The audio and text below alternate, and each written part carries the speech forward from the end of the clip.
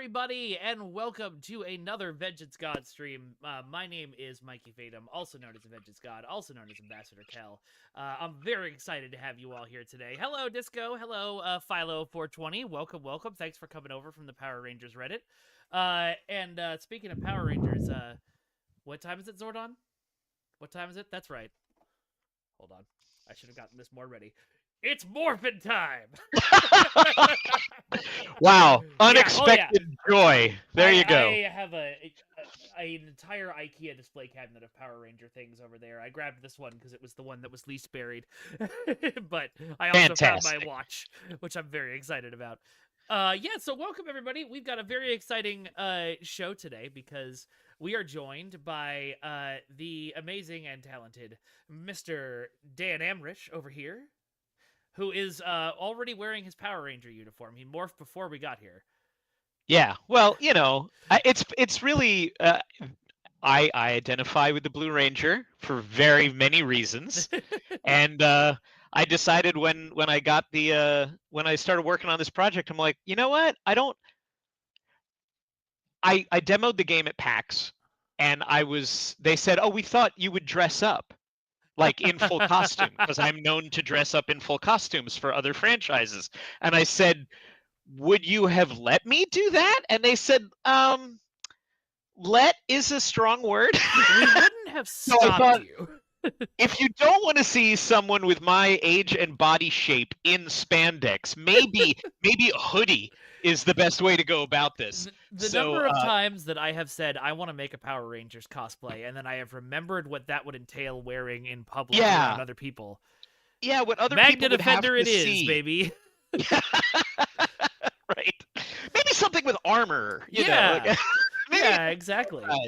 Hey, hello, Akila Gon. Hello, Victini Blast. Welcome, folks. For those of you tuning in for the very first time, with this Vengeance God streams, we hang out and play video games every day of the week. And apparently my mic is really not picking me up today for some reason. I will attempt to fix that in just a moment. We are, we're doing an awesome interview today. If you want to see more of this kind of content, want to see more Power Rangers stuff, or just in general, give us a follow on Twitch or subscribe on YouTube. And if you have the means, hitting subscribe on Twitch is awesome too. You can do it for free with Prime.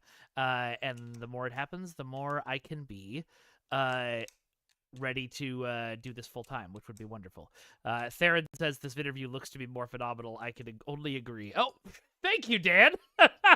I realize I'm like, oh wait, I have not assigned my Prime free sub this month, so why not? It feels right. I appreciate it. And now that I know you have a Twitch account, we'll do a quick shout out for you here. Sure. Oh, not if I do that. That's damn rich. I don't know who that is. That's not That's Dan. Okay.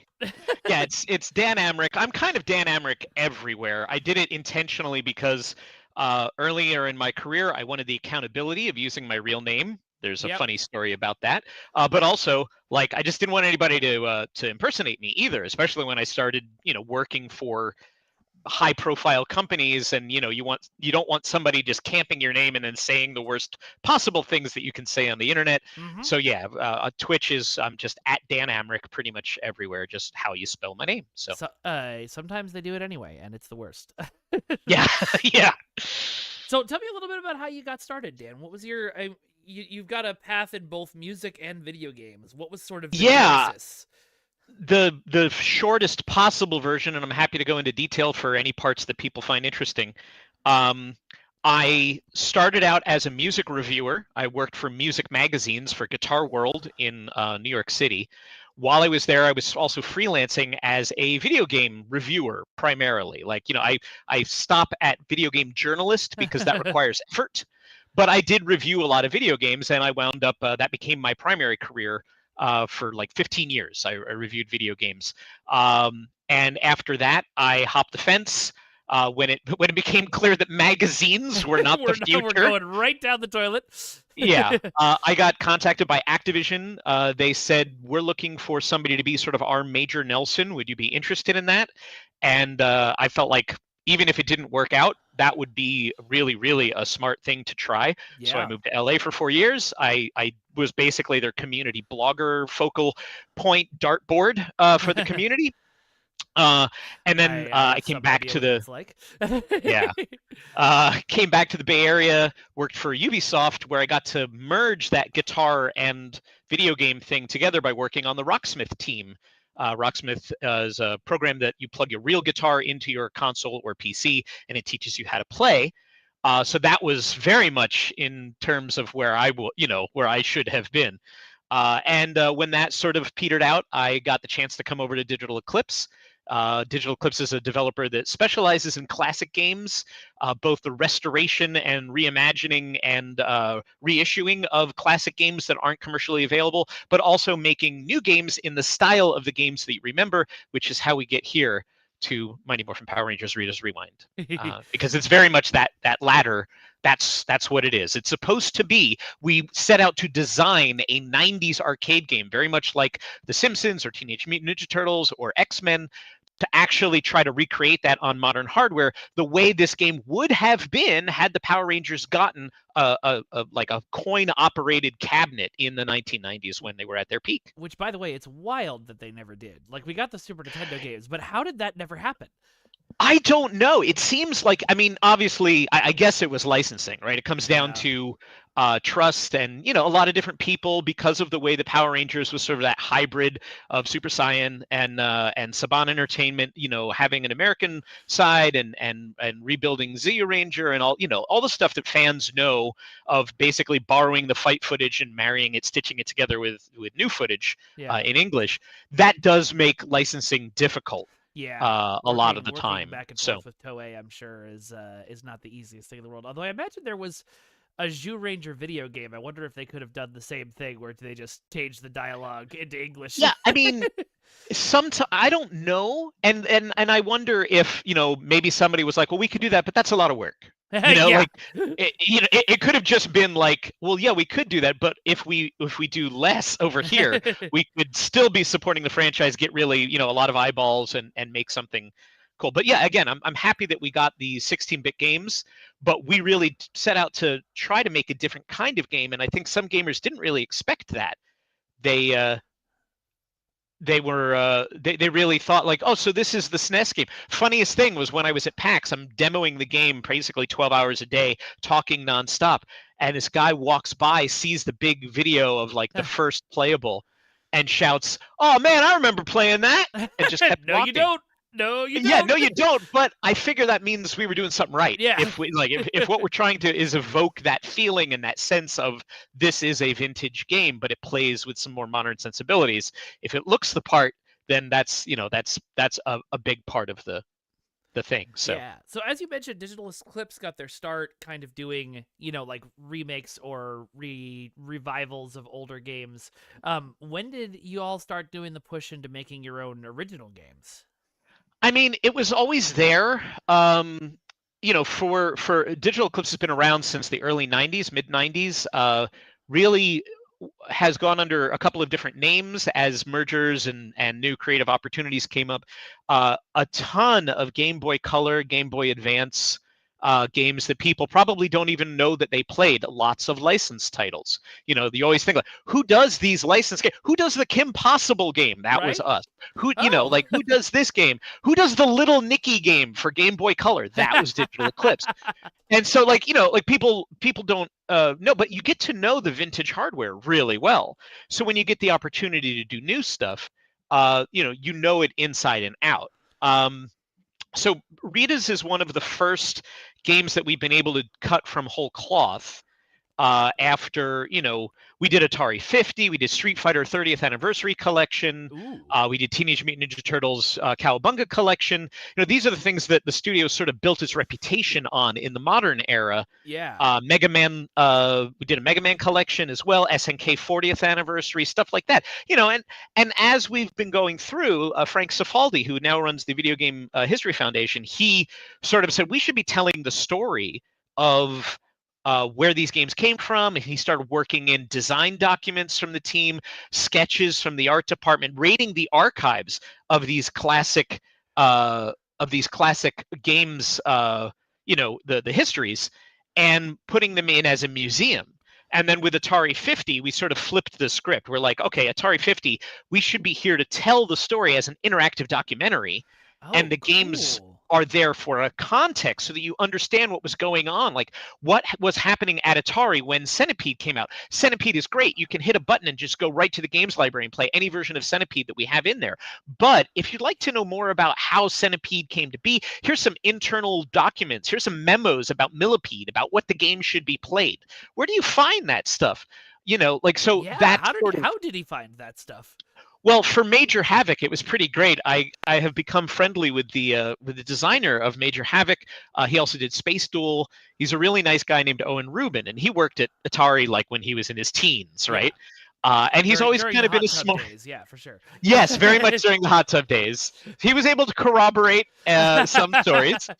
So I said, oh, and you don't have like any of the stuff, like, oh, your old design documents. So he goes, I got a box out in the garage. Let me see what's there. 30 pages. Oh He my sent us like god. 100 pages. We took the 30 best pages, which is him physically drawing on graph paper what the Oh, vector game would look like and where the vector needed to be plotted on the XY axis. Where do we draw lines? So like that is so honestly, cool. some of it comes from, do you have this? And people go, yeah, I'm a sentimental fool, Yeah. and it turns out to be this fantastic thing. So after doing 3 or 4 of those as part of our Gold Masters series, which is our interactive documentary approach, we also had this opportunity to work with Hasbro.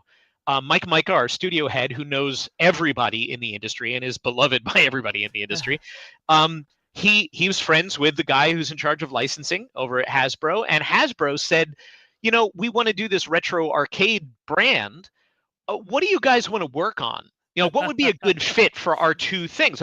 Our IP toy box and your studio, based on what kind of games you would want to make. This What do is you my think? And impression of the entire team in the backdrop. Just, I mean, this is unusual. Like, you don't yeah. normally get that kind of freedom. But again, Yeah. Mike has a certain reputation and he has the right friends, and so they talked about a couple of different ideas of, oh, we could do this, we could do this. You can't do that. Somebody else is already doing that kind of thing.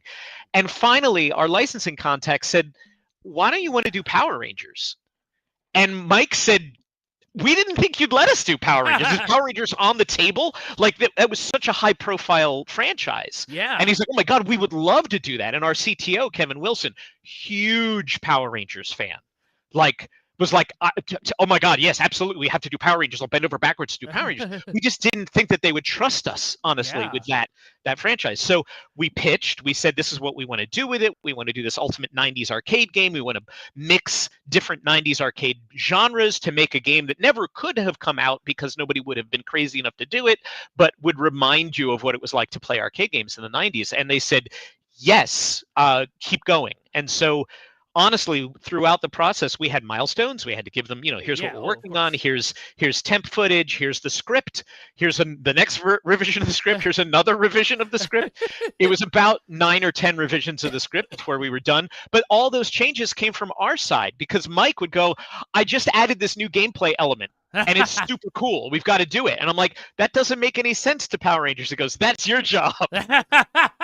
So were you already writing when you got was that what you were hired for at Digital Eclipse, or did you sideways into writing for Power Rangers?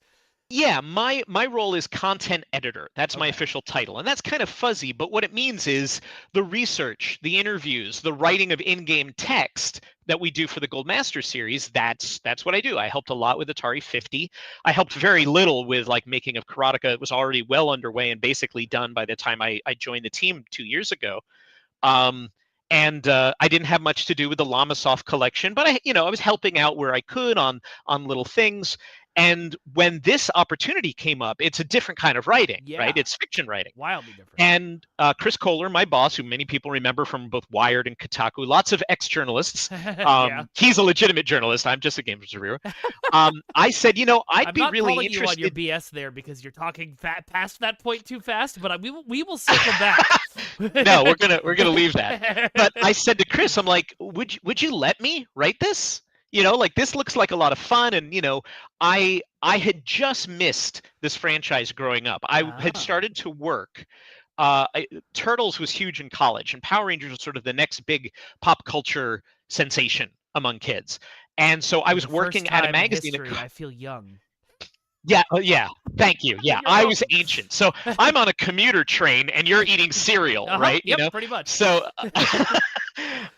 so I was aware of Power Rangers, but I was working on projects that were sort of like we're too old and too cool for Power Rangers, But I got it. I connected with it. And I was like, no, I understand that this is really important to people. So I dove in. The creative director on the project, May Livingston, she had done all of the research. Kevin was a huge fan. So I was surrounded by people that were like, here's what you need to know.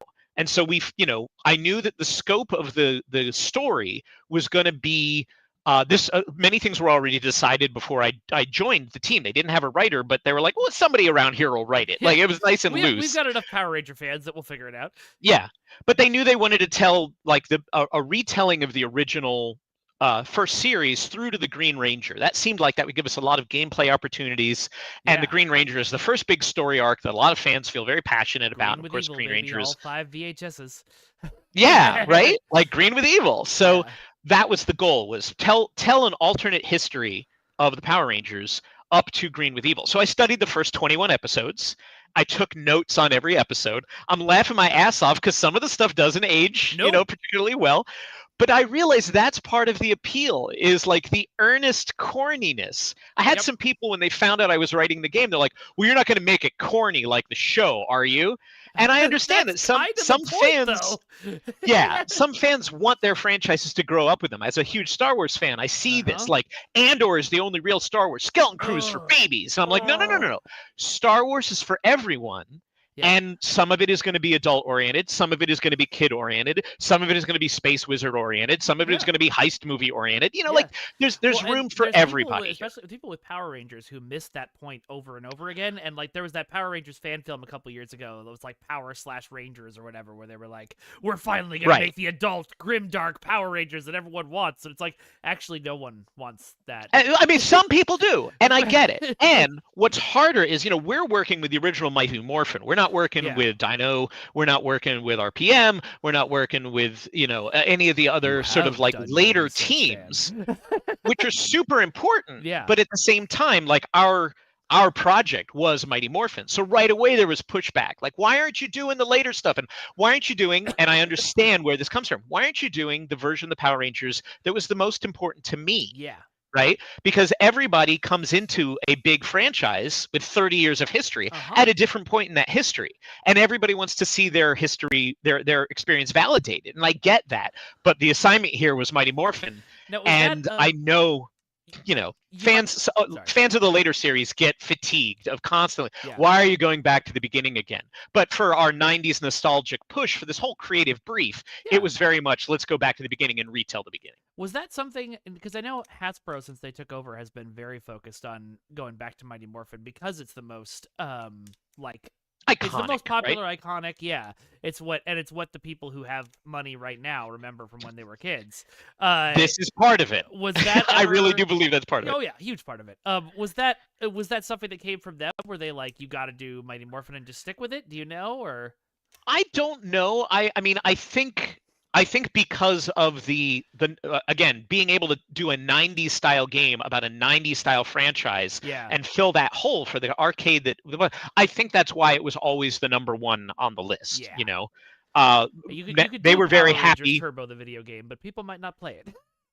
Well, I mean, for as many people as said, why didn't you do, one of the later franchises? We would have had people say, but I wish you had just gone back and done the original thing, So yeah, I'm not really sure exactly why that was the box, but I can tell you, as the writer, it made it a lot easier because there are other Mighty Morphin Power Rangers games, licensed games. There's a mobile game that came out a couple of just last year, and that writer had to deal with every timeline and every piece of history, and they were able to make some great inside jokes for fans, and they were able to do scenes between characters, and that was great. But I was like, I'm glad I didn't have to do that heavy a lift. Well, I was able to focus on making it feel and sound like those original characters on those original shows with the right amount of corn.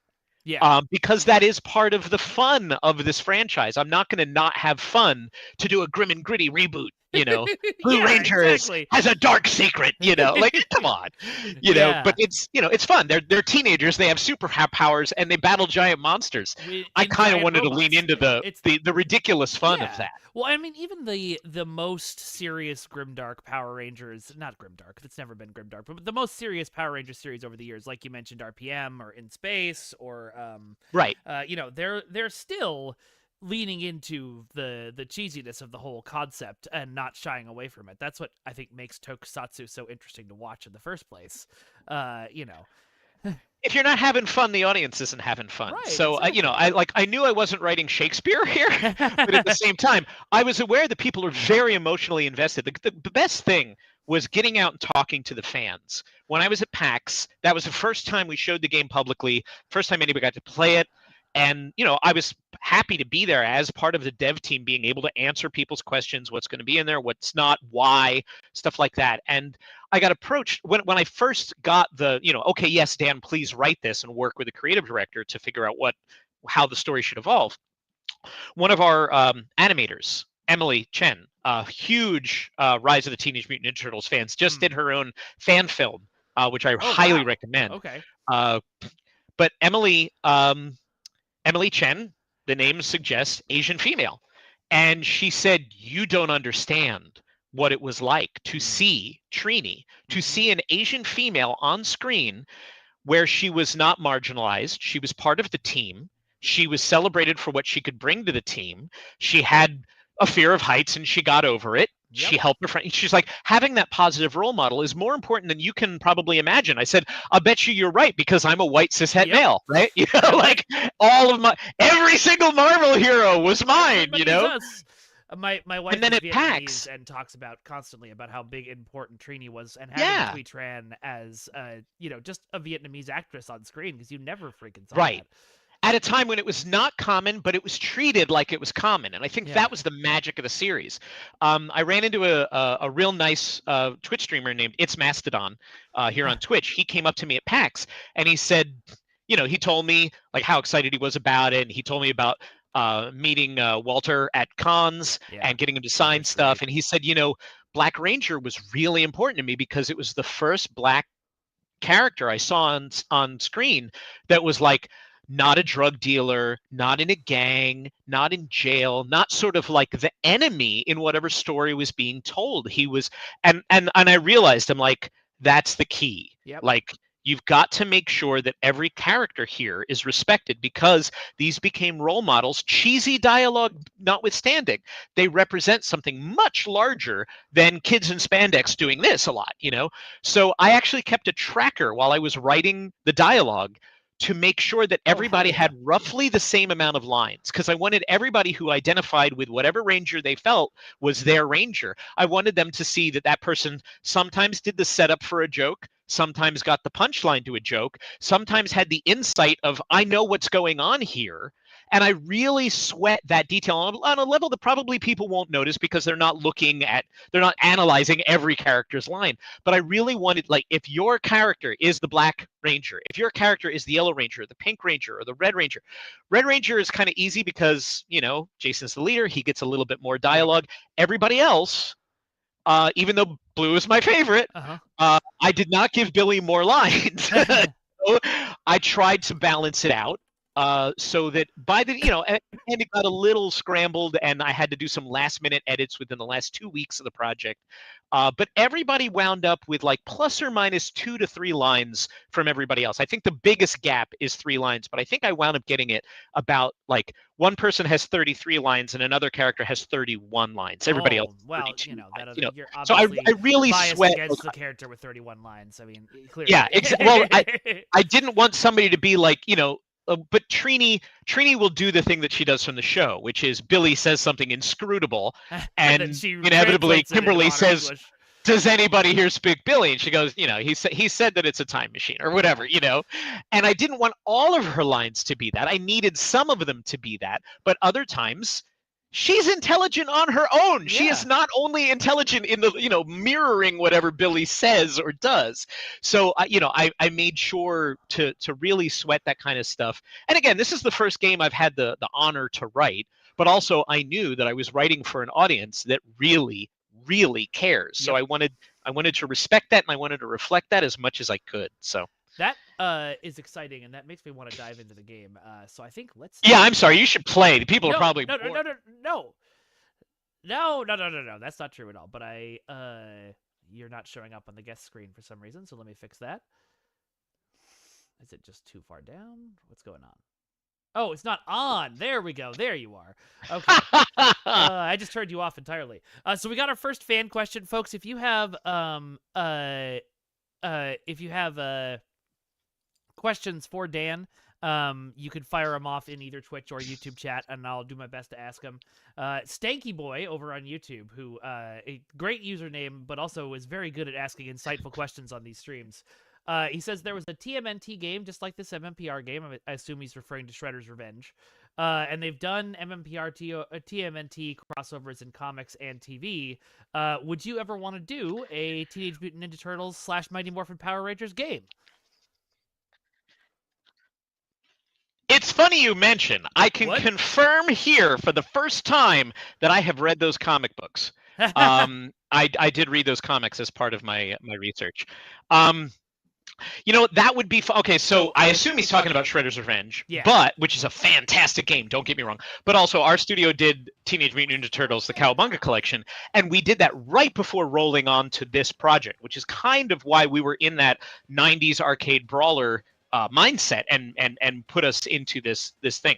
I think that would be a hell of a challenge, because I think if we don't adapt the story, this is just theoretical. Okay, I don't know anything about BizDev here, but if that fan dream were to come true in a game, since it's already come true on the show, and it's already been a comic, I think that it would almost be limiting, because if I don't do like the giant turtle mech, and I don't do the exact costumes from the comic, we've talked about it, like, gee, if we got the opportunity to do some of the crazy things, what would you want to do? And Turtles being right in that pocket did come up, like, just over lunch, like, oh, what would you do for this? What would you do for that? So I would not shy away from that challenge, but it would be a challenge, because there's a lot of preconceptions, even more preconceptions about, now I have to blend what everybody wants validation from being a fan of two franchises. Yeah.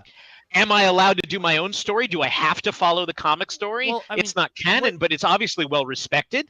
It would be difficult. There, in that case, is you just make a game about Tommy and Michelangelo and screw everybody else. Yeah, there you go. That's what you do. So honestly, if we did a game just about Tommy, I think that would solve all of our problems. Like, the Green Ranger fans are like, God. More Tommy now. Tommy. Okay, so as we're selecting characters, you could hear this excellent Billy Cranston impression that the Blue Ranger voice actor is doing. Dan, who is the Blue Ranger voice actor? Well, AJ Locascio is the Red Ranger. You may recognize his voice as Gambit from X-Men '97. For sure. He's also the voice of Han Solo in the Lego games, and also Indiana Jones. Does a very good job. He's the voice of Marty McFly in the Telltale version of Back to the Future, the point-and-click game. So when we came to do this, we don't normally do VO in our games, right? Like, we have older games that already have everything baked in. Yeah. So AJ is friends with Mike, and Mike said, call AJ. I think that he's a really big Power Rangers fan, and he wants to be Red Ranger. And I'm like, I'm just supposed to call this guy. So I cowered on this group video call with AJ, and I'm like, yeah, I'm just here in the background. And he's like, oh, no. I got tons of friends that are into this. I can help you cast this game. So he casts the entire game. Literally just like, no, I know a guy who'd be perfect for Black Ranger. No, I know a perfect person who'd be perfect for Yellow Ranger. And he did call somebody for the Blue Ranger. But I had already said internally, I would really like to voice the Blue Ranger. Doing VO in a game has always been a goal of mine. I offered myself at every other company that I worked at. I am SAG-AFTRA. I have a history. If you go looking on IMDb, I'm on there. You can see some of the crap that I did. I did commercials. I've done, bit parts here and there. But I'm in the union, and I was off. You can put yourself as like inactive for a little while. Right. So I said, okay. I was so excited to be able to do a voice in a game. And then AJ comes in and recasts the whole game. And so I said internally, I'm like, please don't take this away from me. Like, what do I have to do? Like, I know the character. I know the character really well at this point because I've written the game. But I'd like to be able to do this. And like, here's my demo reels. There is a website out there that I need to update, I think. Where I had done demo reels, like here's me doing an announcer as a straight announcer. Here's me doing characters. Here's me singing. Like I was trying to make a good run at this. It's very hard to get your foot in the door in voice acting, and of course, everybody who can do a funny voice goes, "This is easy. I should be doing this professionally." And it's just not the way that works, Yeah. So I went back to AJ and I said, "Look, I hate to do this, but I had been told that I could be the voice of the Blue Ranger, but you have a friend's name down there, and I don't know, like I assume you've told him like you've got the job. I want that job. I want that role." And he goes, "Oh, that's no problem. This kind of stuff happens all the time. Don't worry about it.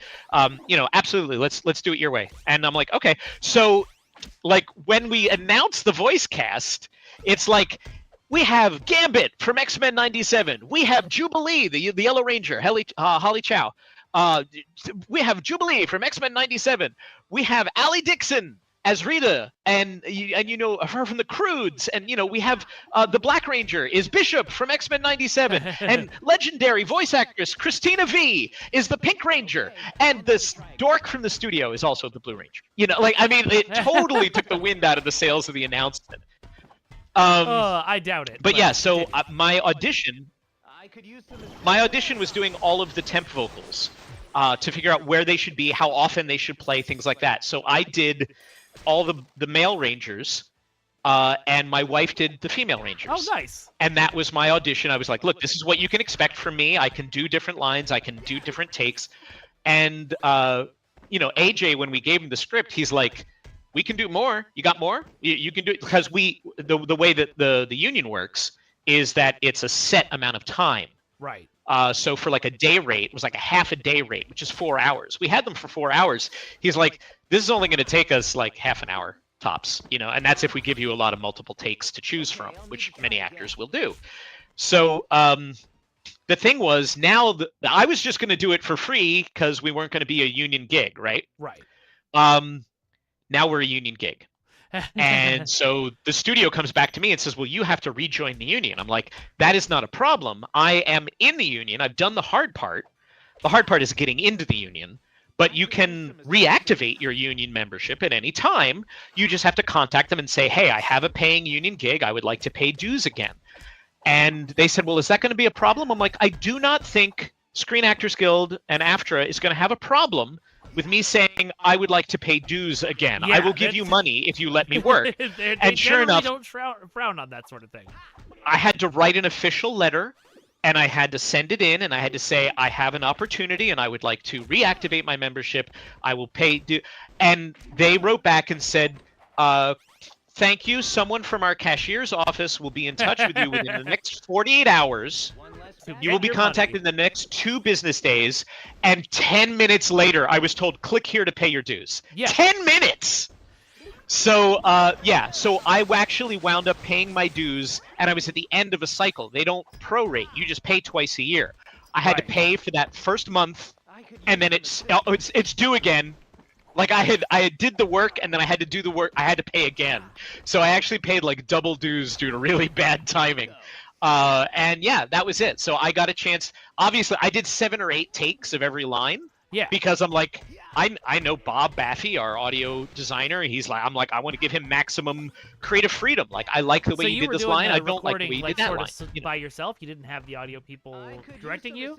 No, and in fact, a lot of VO actors, that's how they work now. Is they've got a studio at home. This is my studio. I am sitting next to my dedicated Mac that I just use for music audio production. And I said, well, this is what I've got, and this is what I can give you. And here's a sample.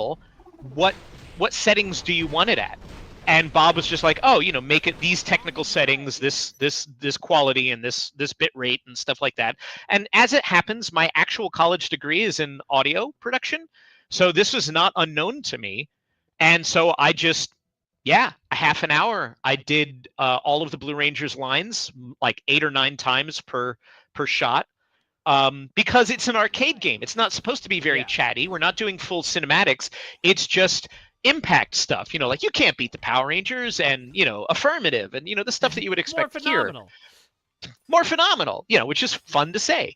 What people don't realize is with my little mousy voice, because I have a high voice, and it made me good for Billy anyway. Oh my God, Mr. Kaplan is trapped in a dumpster. Sorry, that's Mr. Kaplan is in the dumpster. This is one of the secrets. You can find guest stars from some of the episodes, from the first 20 episodes or so, and that will unlock. Make sure when you will meet him, and he will tell you. You'll have a little scene with him later when you're done this section of the game. Make sure you speak to him because he will give you something that you need.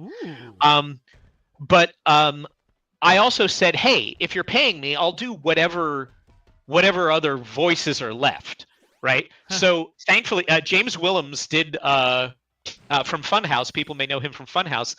James did the Green Ranger, but he also did Bones. He did Goldar. Like he did most of the villains. Nice. And he had claimed all the villains except one, which was Eye Guy. And I said, I'll do Eye Guy. You'll do Brian. So I went back. Well, no. He was Snizzard. Slizzard. Sorry, let's Snizzard. Yeah, sorry. No, he was Snizzard. But Eye Guy, just sort of your basic gruff monster voice, right?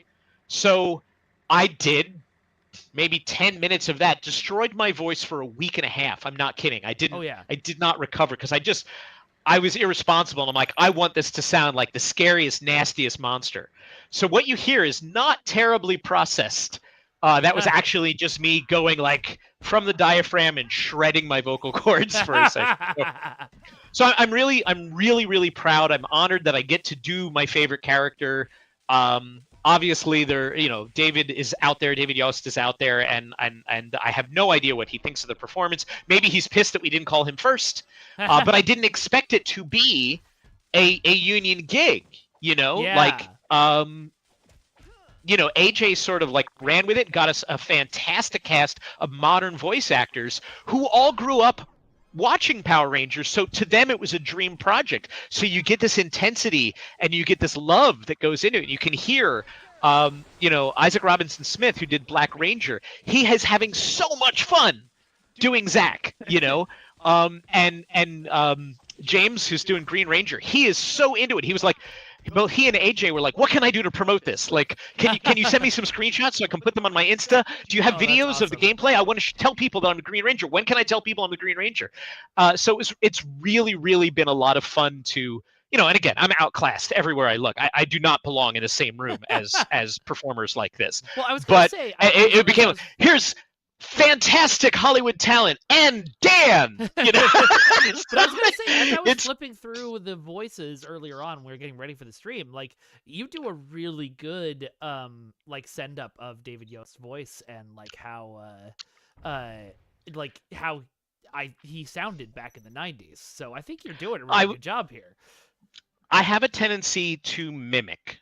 And it's something that I wasn't aware of until I joined an 80s cover band as the lead singer.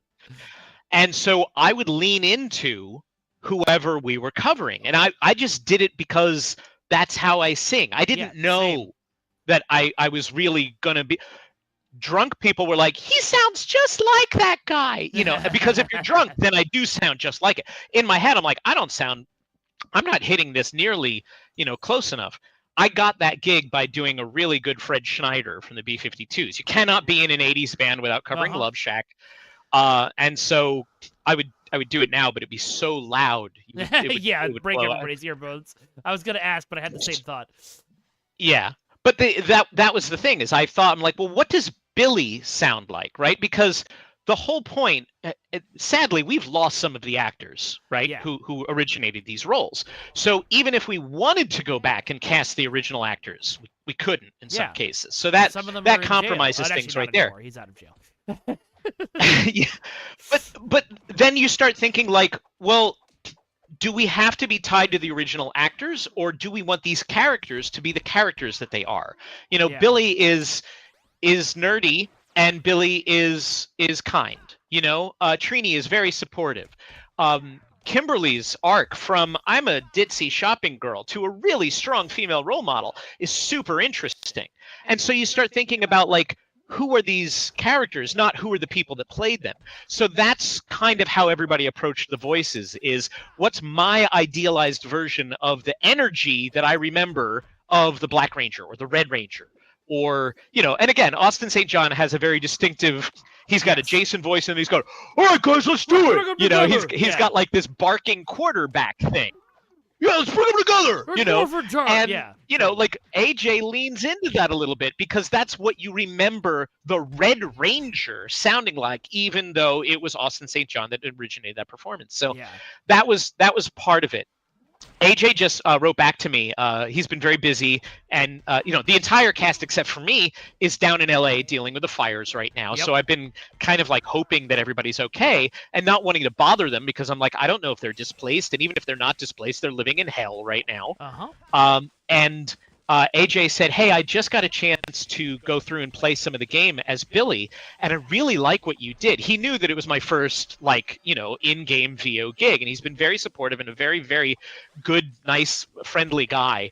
But he's like, you almost sound a little bit like Matthew Broderick, and I mean that as a compliment. And I realized that, like, yeah, it is kind of, I went a little nasal and a little back of the throat at the same time. And like, I put some thought into it, but I wasn't intentionally mimicking Matthew Broderick. But once he said that, I'm like, oh yeah, I hear that. I totally hear that.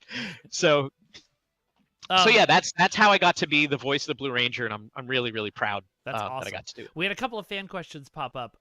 Sure, fire away. Power Morph X12 wants to know, can you confirm if the state of history was really changed in the world of Rita's Rewind? Can the future that we know be unwritten? I am really glad that you said this. Thank you for this question, because our game is not considered canon unless Hasbro suddenly tells us that it's canon. We approach this as an alternate timeline. We jump off of the events of Once and Forever, the Netflix special from 2023. Beautiful 30th anniversary, or Once and Always. Sorry, not Once and Forever. Oh my God, I've just lost all of my credibility. It's all right. I'm losing my credibility right now because I have lost to a bridge so far on this level 5 times in a row. No, I think May is probably happy because she helped design this level. She did the pixel art, and as the creative director, she was both a visual art lead and also very involved in the design of the game. And I was like, man, like I'm constantly falling off the rooftops, and she's like, yeah, there I go again. So you're doing what should happen. This is expected behavior. Excellent. But no, this game is considered to be an alternate timeline of its own. We have a resolution that sort of brings back things to where you might expect they would be after the revelation of the Green Ranger and everything. But no, it's not canon. It could be considered just an alternate timeline in the Power Rangers metaverse if you want. We were just told, go ahead and have fun. Hasbro said, have fun. Yeah. And so we just said, okay. Like, what if we took this? If you had a time machine, if you had time travel technology, in the special, Rita plucks Rangers out of different eras of Rangers history, but she doesn't travel. And we're like, why wouldn't you travel? What would happen if she did? And so it just off the rails. So no, we're not purporting to be official canon. It would be nice if we're like, like Earth 1178B or whatever, like in the canon. But if Hasbro says they want to continue with this line, that's great. If Hasbro says that was fun, glad you enjoyed that sandbox, we treated it like it was a sandbox where nothing had any impact. You're just in the story you're in, and that's that. Honestly, as somebody who worked on a game that tried to be a part Hasbro of has been Star Trek very history, permissive. Yeah. As somebody who tried to work on a game that tried to be official Star Trek Right. canon for 13 years, I think you made the right choice. try to play in your own sandboxes. It's harder. It's much harder. Yeah. And Hasbro was very cool with that, since they knew that it was just like, look, once they realized we were going to treat the franchise with respect, they gave us an unusual amount of creative control. I submitted all those scripts. Almost never did I get any negative feedback. Almost every time it was great, keep going. Great, keep going. I was looking for feedback on, do I have the voice of the characters correct? Does this support the core values? You know, every big franchise like Power Rangers or Star Wars or Star Trek or whatever, they have a brand guideline, the marketing team that makes the pajamas and green lights the children's chewable vitamins and all that stuff. You know, if you want to make a water bottle with Billy's head on it, you have to follow these brand guidelines. Yeah. So there's always a PDF. All of these places always have, here is our brand team's guidelines. This is the correct spelling of more phenomenal. Yep. Which was not what I thought it was, so I'm glad they sent that along. But when I sat down to sketch out, it up earlier today too, so you know. Oh yeah, when I sat down to sketch out the story, I realized that in addition to respecting everybody's favorite ranger, and everybody's a positive role model, the core thing that I saw over and over again on the show was teamwork. That is, if you can boil Power Rangers down to one word, it's teamwork. Everybody gets to be the hero at a different time. Working together is going to get you further than working apart. So I've just I said to the creative director, I said to May, I'm like, my core sort of moral to the story here is teamwork. And I think that will be something that we can support. Both boss battles are easier. You know, the gameplay is easier if you're working together. Obviously, you're getting your ass kicked throughout this play. Yeah, wiped out because I'm by myself. Don't underestimate the dodge move. The dodge move is the move that people don't use enough. It will let you go through any solid projectile, including a rush attack or a fireball. Okay. It's not just projectiles. It's also in boss battles. Like, you can go through a character if they're rushing you. And sure enough, when we got the Power Rangers brand guideline, the very first word of what is Power Rangers said teamwork. I'm like, I did it right.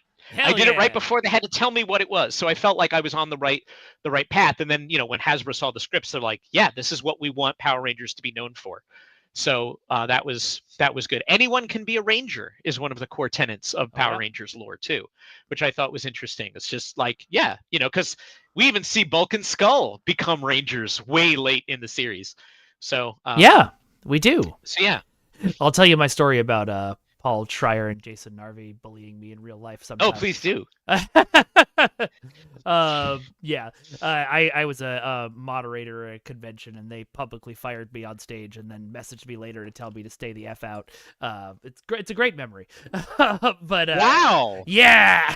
Here I am hogging all the stories. You've got stories, Mikey. Some. I was at the original Power Morphicon. So I was there to see Austin St. John realize he had adult fans for the very first time, which was fun. Oh. Not in a negative way, in a just like, oh, okay, cool. Yeah. So Philo420 wants to know, is there any plans for a sequel or DLC for this? Plans is a strong word. Dreams? We are currently working on some further upgrades to the game you're seeing now. We have a couple more updates to do. Some of them are based specifically on player feedback. Some of them are going to try to shore up the online code. We know that people have been having some problems with network disconnects. Sometimes it's local, sometimes it's not. Sometimes it's just peer-to-peer. It's your machine and their machine. There's no dedicated server here the way there is in like a Call of Duty. So, the distance between you and the speed of those connections and the quality of those connections is going to greatly affect your experience online. But anything that we can do to improve it, we will. So that's part of the upcoming stuff. But we have some other stuff too. DLC, I cannot tell you, literally every single day somebody says, add the White Ranger. It's not a request, it's a demand. Add the White Ranger. Now, and people said, why isn't the White Ranger in here? And because you have to stop somewhere with your story. Yeah. We knew early on that the Green Ranger was a big enough beat that would make sense for the smallish 2.5 hour, 3 hour maybe game that we wanted to make. An arcade game. You can beat an arcade game generally in half an hour, 45 minutes. If you were actually... If you had enough quarters. Right. We thought we're giving you like more than that. We're giving you a 2 hour, 3 hour experience. But it has to stop somewhere, and the Green Ranger gave us that opportunity to also reward players by unlocking the Green Ranger once you defeat the arcade game. That's a very 90s game thing to do. Like, you have completed this game, you went through the story campaign once, we've now unlocked something special for your effort. You earn the Green Ranger. You don't buy it as DLC. And of course, I saw a lot of really cynical people. Oh, they're going to keep the Green Ranger for paid DLC. Just watch. They're all about the money. We're like, no, we're actually about the love. Not really. Yeah, like this is part of our game's design. So naturally, the next question becomes, what's the next big evolution of that Ranger team? It's the White Ranger. So I know people want it, but right now we're not planning on doing DLC for this. We're focusing on what we can make better about the game that you've already bought, because that feels like it's the responsible thing to do. Shocking. Yeah, and again, like, it's really hard for me to read some of the cynical takes that are out there of, like, they just want your money, they don't care, game developers are lazy. Yeah. None of that stuff is true, no, man. Like, it drives me crazy when I was a community manager every day, because it's like, for some reason, so people many got nights this and us weekends versus them mentality in gaming, and it's not like that. We do that because we love these same franchises. We love video games, and I cannot count the number of weekends and nights, and frankly, half of people's holiday time was spent still working on this, still updating stuff. If we do a sequel, obviously we could tell another big story. I'm happy to say that the response from the fans has been good. The sales have been pretty good too. So I don't know. I would love the opportunity to tell another great story. We talked about, should we do DLC? Is DLC on the table? It was on the table, but I think the studio is starting to line up some other projects for the next 2 years, and I haven't seen DLC on those projects. So my belief is that, and again, I would be involved. I would know. Yeah, they would tell you, most likely. Yeah. So a DLC pack, probably not. A sequel, maybe. I honestly don't know. We are listening to the feedback. We know people would want a White Ranger. The Turtles idea did come up. Crossovers did come up. That's always fun to do. But yeah, right now, nothing to confirm. Possibility of a sequel is certainly there. I really appreciate DLC, probably not. Right now, by the way. Yeah. So for gamers that are too young, Sega made their 90s arcade legacy on something called superscaler games that were fake 3D. They would take sprites, 2D sprites, and scroll them and scale them, big and large, like the infamous Mode 7 on the SNES is scaling technology. So they would do this, but they would do it at very high speed on arcade hardware. So it was called superscaler technology is what it became known as. So Power Drift, Afterburner, Space Harrier, Hang On, games like this, where lots of textures go by really fast and it looks like you're moving really fast. So that's what Mike wanted to recreate. And this came just because Mike Micah, our studio head, was like, I want to make a game like this. So that's why our game is 70% brawler, which you would have expected, and maybe 30% this stuff, this superscaler, where you're in the Zord, or you're in the cockpit of the Megazord, or you're blasting away at this kind of stuff. Because Mike wanted to make that kind of game. He loves those kinds of games. He just wanted to see if he could do it. And it made sense because so many Power Rangers games didn't let you play in the Zords and control the Zords themselves. Well, because it's hard to figure out how to do a robot that's crewed by 5 people as a single-person experience. Well, again, part of the, everybody has their own favorite Ranger. I think you got to get a little bit more right here to get this to get those last couple of tokens, because you can scroll around this more than you realize. Oh. Yeah, keep going. There you go. So yeah, the track goes all the way around, and you need to hit those danger points to actually get past this. Thank you this for sequence. telling me that. I would not have figured That's that okay. out. I mean, we talked about how much information we give the player, how much do we want them to find out by checking it out themselves. Well, that's always we don't always get it right. Yeah, but I mean, I hate to see a struggle. And now you're stuck behind the pillar. So keep going one direction or the other, and then there we go. And then move your reticle, and you'll get it. There you go. You got it. So yeah, this was a fun way to say, like, oh, we're playing with the language of 90s arcade games in a way that we wouldn't have been able to play with it had this game existed in the 90s. But one of Mike's big things is Mike Micah says, we want to make games not only the way that they were, but the way that people remember them. And that's a very different way to approach things, right? Because the reason this game is tilted towards couch co-op is because of games like The Simpsons and Teenage Mutant Ninja Turtles, Turtles in Time. Because it's you and friends in the same physical space in front of a control panel, playing together and working together in a co-op environment. And that's why this game is the way that it is. And that's what, like, oh, well, those were 4 players. Well, because our team is 5, it has to be 5 at the minimum. And then when you unlock the Green Ranger, it does become 6. If your platform supports it. Now, PlayStation 5 and PlayStation 4, they only support 4 controllers at a time. So the game only supports 4 players. But on Switch, if you start bringing in Pro controllers, and on PC, where you can do 4 controllers and a keyboard player, you can get 5 players. So we were dealing with hardware limitations in some cases. But Xbox and Switch, you can actually do full 6-player co-op in couch co-op, which is great.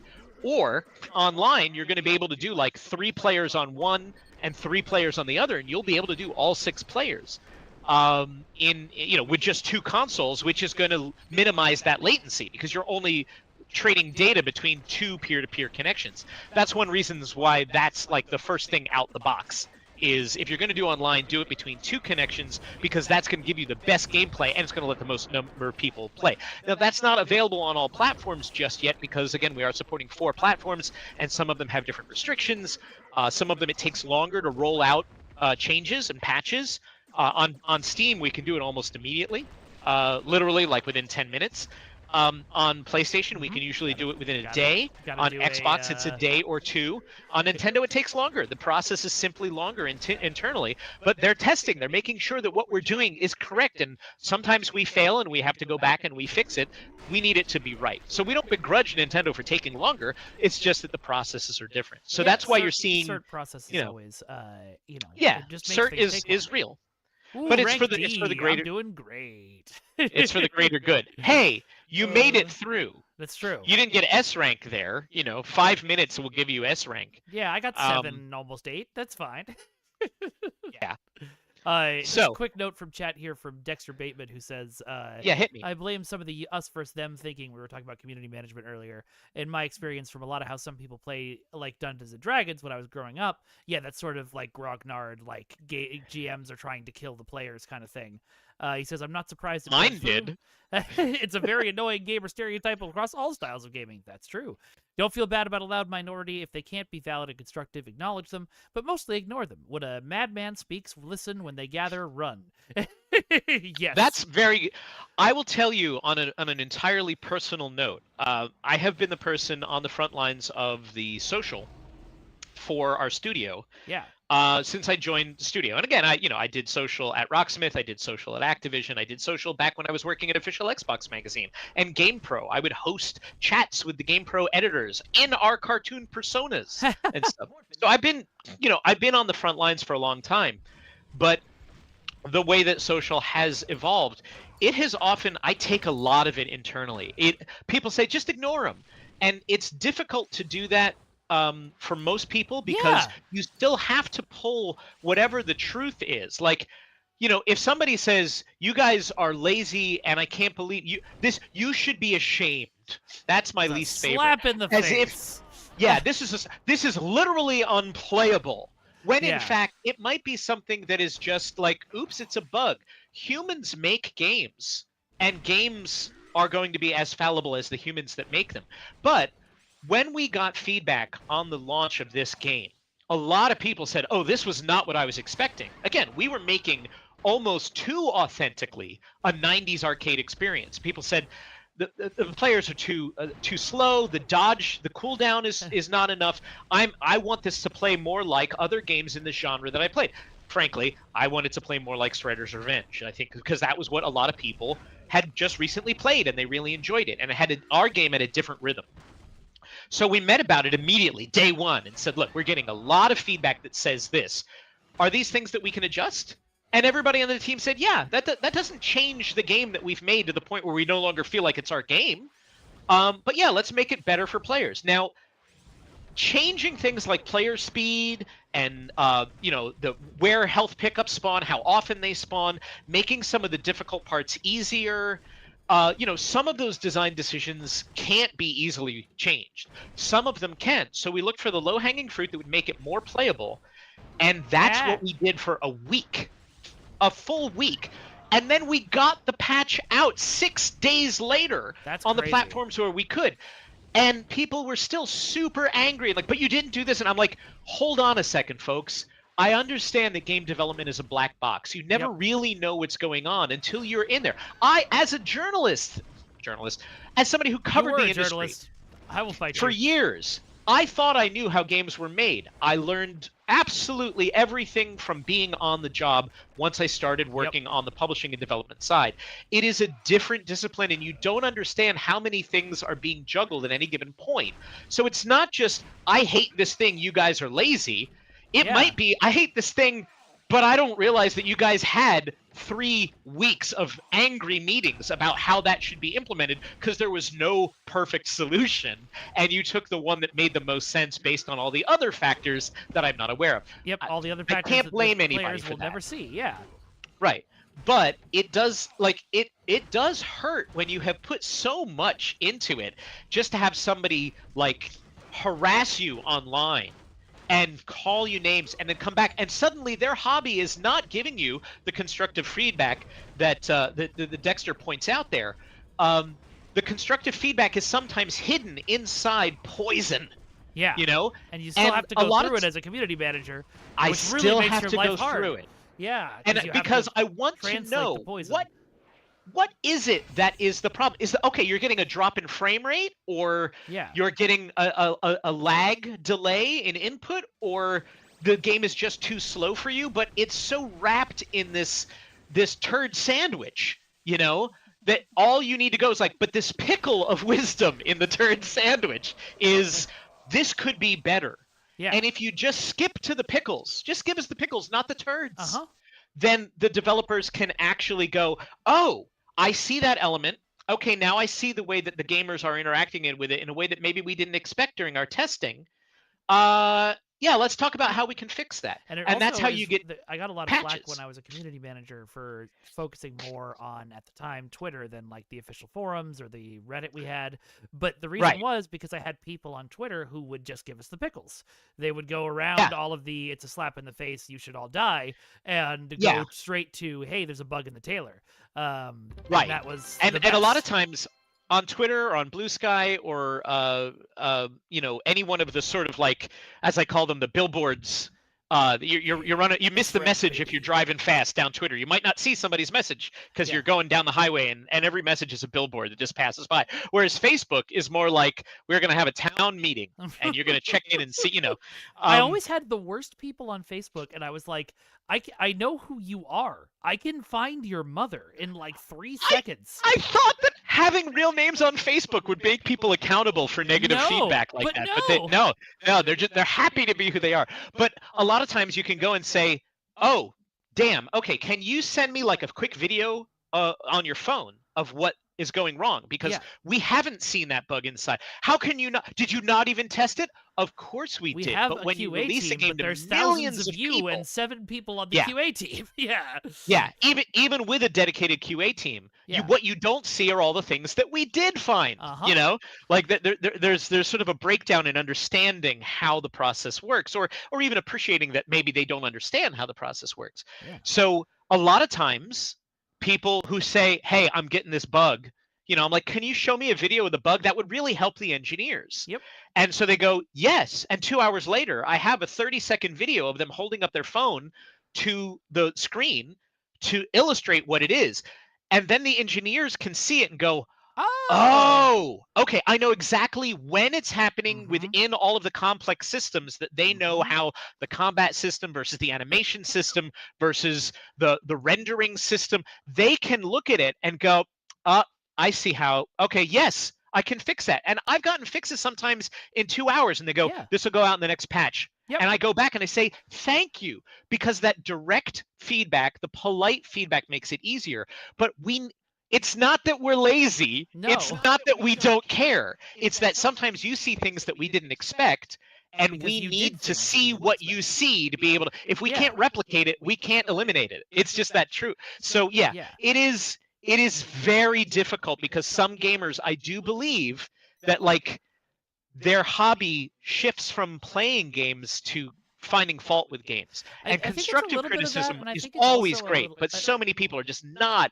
They don't find constructive criticism fun. They kind of want to clean their claws for whatever else is going wrong in their day. I had a shitty day, so Yeah. I'm going to tell this developer that they should die in a fire. And it's like, I don't want to die in a fire. Like, Yeah. have you ever considered maybe my needs? Do I want to die in a fire? I do not. I mean, the thing is, like you just said, I think a lot of it is, it's not that people choose, because if you ask them, they wouldn't say, "Oh, I'm choosing to find fault in the game."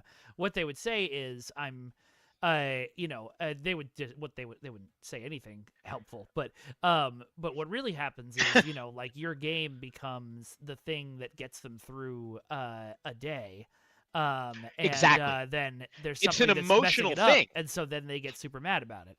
Yeah, exactly. Fragrance Free That's a says question Dan of is preaching investment, right now, and I because couldn't it's two agree kinds more. of investment.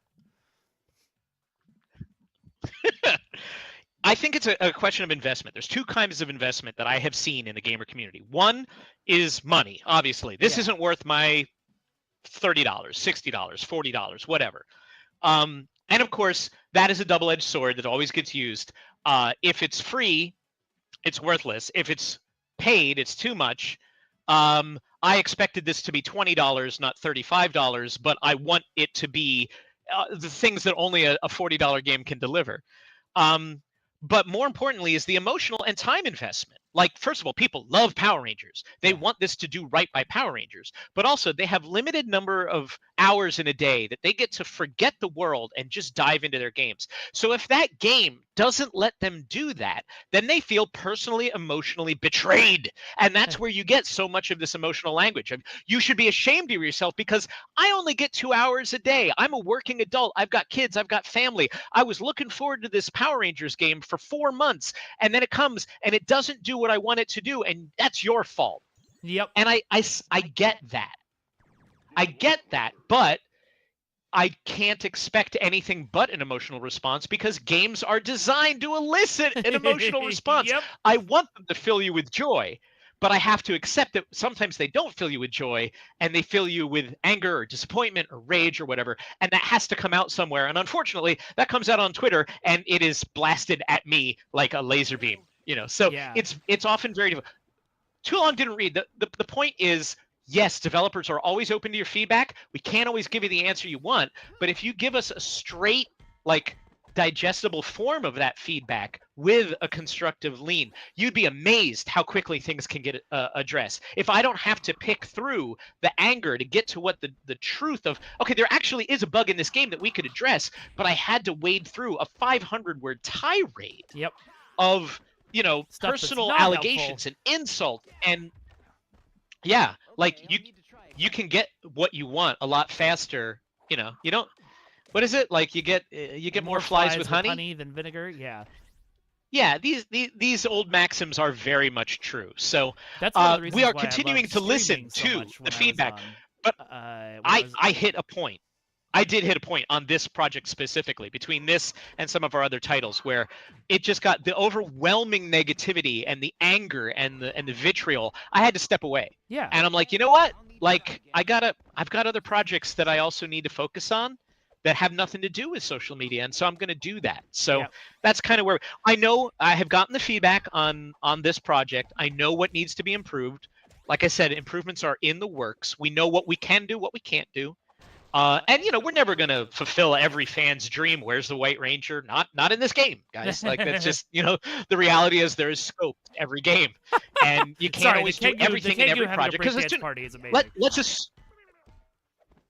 Oh yeah, absolutely. Shout out to Sean Bialo's music here because the composer Sean Bialo, you may recognize. We heard his work in Donut Dodo, which is a fantastic arcade-style throwback game that is absolutely worth your $5 on Steam and on Switch. And we heard this crazy '90s style, super energetic soundtrack, and said, "Who did that? We want to work with him." And we reached out. He turned out to be a huge Power Rangers fan.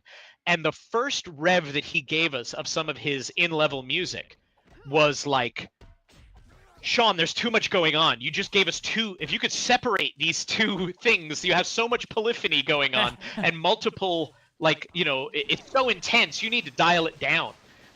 So what you're hearing is the dialed down version of Sean's soundtrack. I want to hear the dialed up version. We were so happy with it. It was nuts, and it was really interesting talking about this game, like particularly on the Steam forums in advance, saying, "Well, this is what we're going to do," and they're like, "Well, if it doesn't have the original soundtrack from the game, don't worry, the fans will fix your mistake." And again, like this is what I'm dealing with, and I'm like, you haven't heard Sean's brilliant soundtrack, which not only works in the original themes from the Power Rangers series, but is its own thing and stands alone as the arcade statement it needs to be. But you're not even going to give it a chance. You're going to tell me that you're going to fix a mistake that we haven't made before we haven't made it.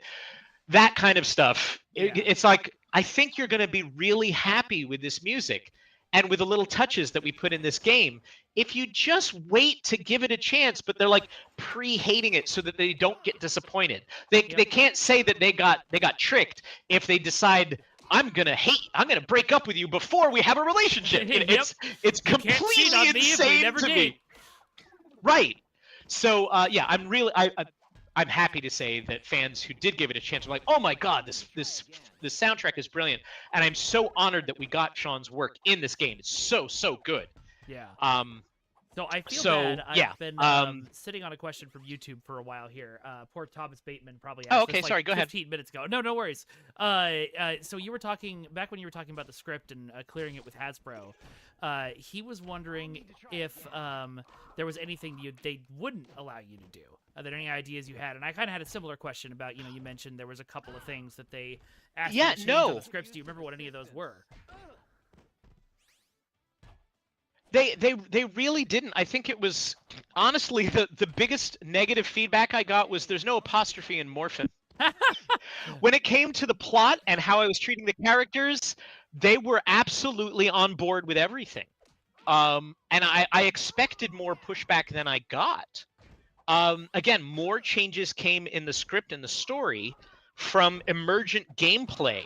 Like the green crystals. What are the green crystals? That came a little later in the scripts in the process than I wanted. And I was like, yeah, what are the green crystals? And they're like, you're the writer, man. You tell me. But we're gonna have green crystal.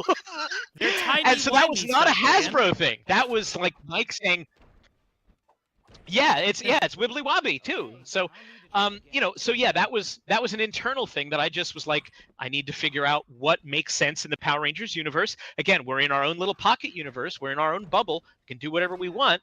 We talked about it being, actually Morph X, but then we were like, let's not try to complicate things because Morph X is part of real canon. Yeah. And so we were like, well, it could just be energy from the Morphin Grid without this distinct timeline about Morph X that exists, that then we would have, what if we did it wrong? Then we would be like, these guys don't understand the show.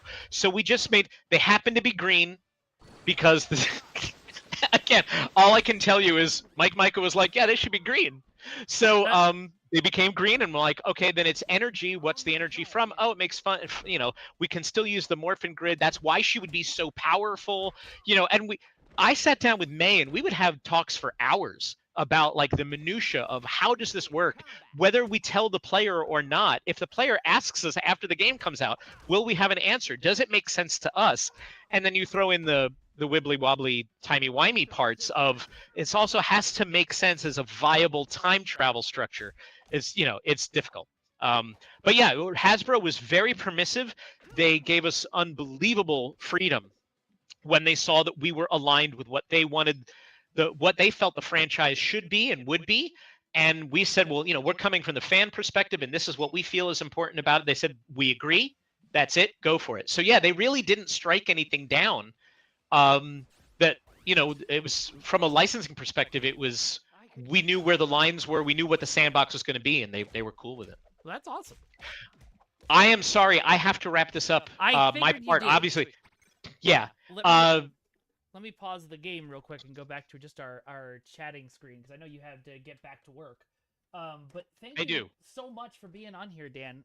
There was one last I'm sorry for rambling. No! Obviously, you can tell I hate talking about this game and what it's like to be a game developer. No, not at all. That's totally awesome. I'm glad you did. I did have the one question left I wanted to ask you about, though, which is completely unrelated to this. Okay.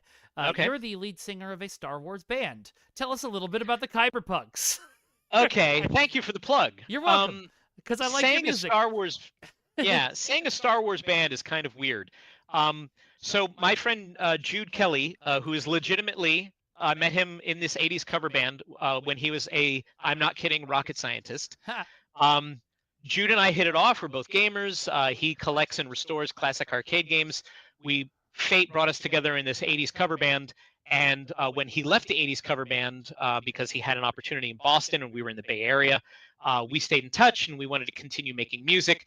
We did a project called Palette Swap Ninja, which was video game parodies, Weird Al style parodies of video game stuff, which is about as cringy as you can think. But we did like 10 songs, and then we said we want to do something bigger.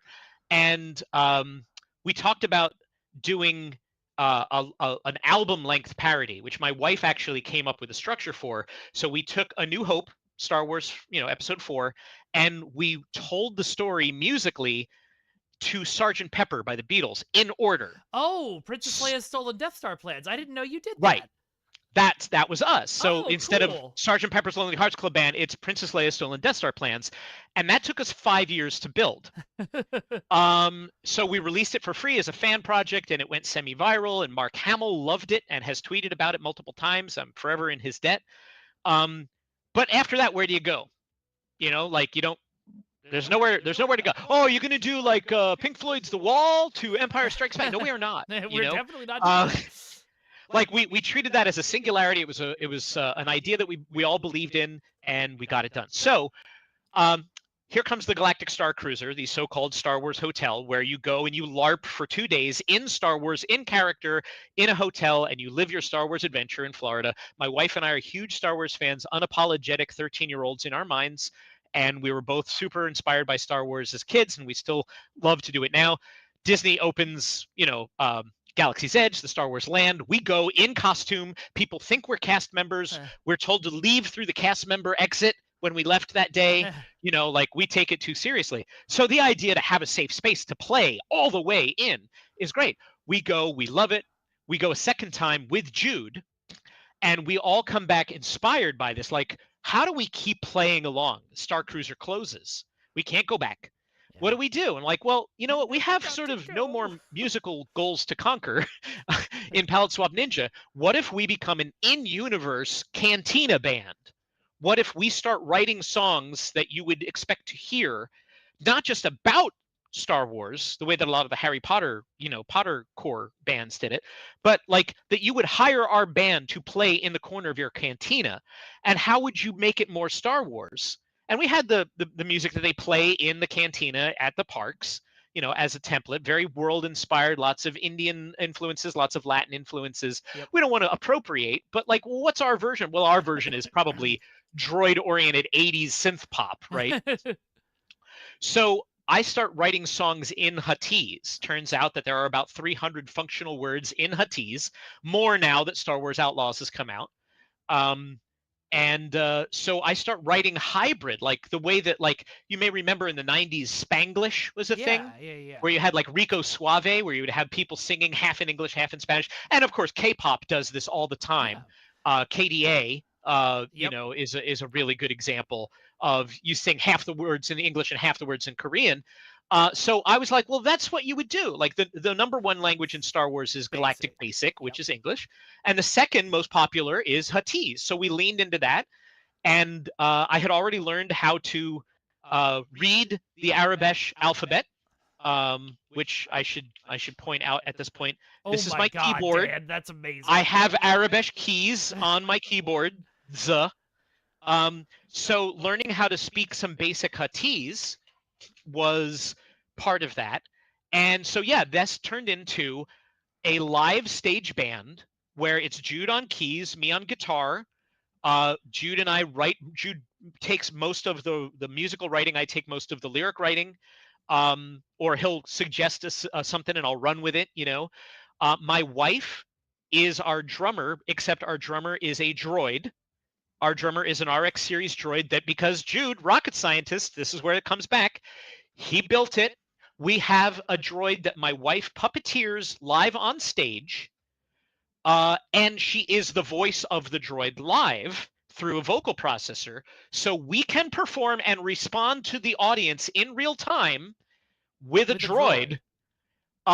As if we are a legitimate Star Wars band. So there is a video online. You can go, we are thekyberpunks.com, and that also has links everywhere. It has our songs embedded. Our songs are free to download if you want. If you want to pay us, you can. We appreciate that. But we're doing this for fun. But the coup de grace was we played a Star Wars convention in October in costume with the droid on stage. Our first performance. A lot of things went wrong. A lot of things went right. After a few hours, the droid worked. Yeah, no, it was actually my guitar that broke. The droid worked perfectly. That's amazing. We all expected the droid to blow up on stage. It worked fine. It was my guitar, like a screw came loose and made my guitar non-functional in the middle of a set. It killed me. But we ended by rickrolling the audience in full Huttese. So I spent 4 months translating Never Gonna Give You Up by Rick Astley into legitimate, plausible Huttese. And you can find that on YouTube. On the Kyberpunks YouTube channel. So we are a Cantina core band. That's what I call it. And you will hear more from us. We are doing, we are going to be playing that same convention again in Florida in October. And we are currently working on all new stuff. We're really excited. And this is our way to keep playing Star Wars in real life. That's awesome. That's the long short version of it. Next October and see you all live. That would be fun. It's if we can pull off half of the stuff we're planning, it's going to be a lot of fun, hopefully, for everybody. All right. Well, it'll definitely be fun for us. Dan, if people want to hear more from you, where can they find you? I am at Dan Amrich on pretty much every social network. I'm everywhere there, and the Kyberpunks is at the Kyberpunks, KYBERPUNKS. And yeah, that'd be great. If you like any of my ramblings, or if you have further questions about Rita's, I'm absolutely happy to answer them on social later. Hit me up on. I spend most of my time on Blue Sky, to be completely honest. But I'm also, I'm on all the other places too. TikTok, not so much. I don't know how to dance. Sorry. Yeah, that's true. And if you don't know how to spell Kyber, you probably shouldn't listen to the Kyberpunks, honestly. You're not going to get the Huttese. If you want to translate the Huttese, I will tell you, it is all. I sweat those details too. You've just given me an idea to put you guys and Klingon Pop Warrior on the same concert somehow, and I need to. Let's do it. Now. Let's do it. Kapla! Let's do it. All right. Well, Dan, you are awesome. Enjoy the rest of your day. Thank you so much for chatting with us. Thanks. Enjoy the rest of the playthrough. Thank you for playing the game. We really do appreciate the feedback that we get from people. It seems like most people who've been playing the game are having fun, and every time we improve it, they have a little bit more fun. So that's the goal. All right. Well, we are going to go, folks, to our League of Swords break, so I can go run to the bathroom real quick, and then we will be back in about 10 minutes with more Mighty Morphin Power Rangers Rita's Revenge. Rewind! Oh no! I combined. That's okay. Two I got Always and Forever. You get Rita's Revenge. That's it's what fine. that's what the mod that combines Shredder's Revenge and Rita's Rewind will be called. Right, exactly. When we finally merge those two games, that's what it should be. Exactly. All right. Well, folks, thank you very much. I will talk to you soon. All right. Thanks, everybody.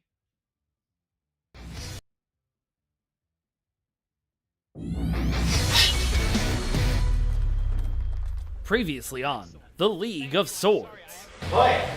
Angel boy. Good night. You got the best chance of taking all that, mate. For now, partly.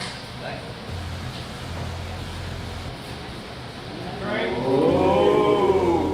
No one says no to Mad Jack McCaslin!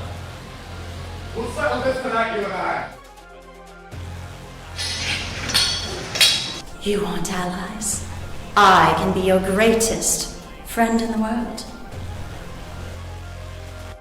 Excellent. Now stop the monk from reviving him. I wonder if you might consider a short-term contract for some extra work. You both have matches tonight. This won't get in the way of them? I don't think of it there. Let's talk somewhere more. Take Thyra Rayleigh's offer. Join us. And everything will be fine. Jack is scared of nothing. Enjoy your last hours breathing on this earth. Because I am the final boss. And the Age of Outcasts is coming.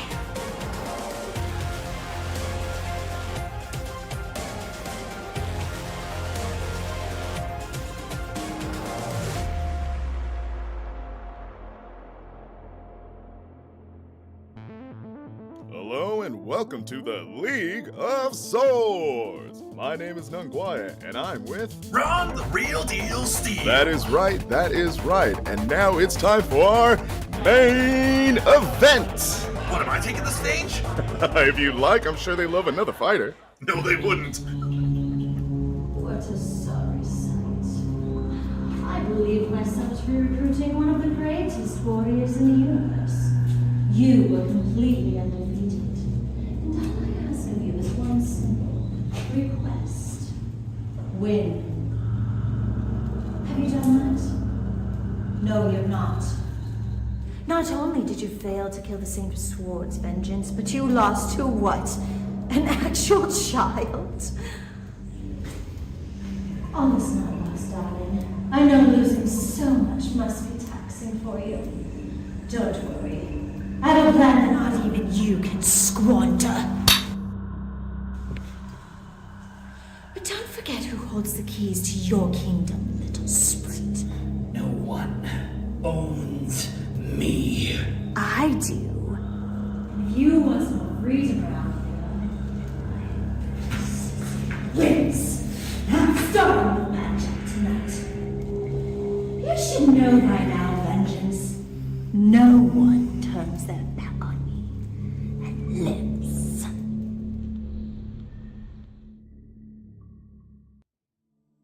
Millions of years ago, the monks of the Way saved the universe. They did it by creating the greatest tournament of strength and steel the world has ever known. Welcome to the League of Swords.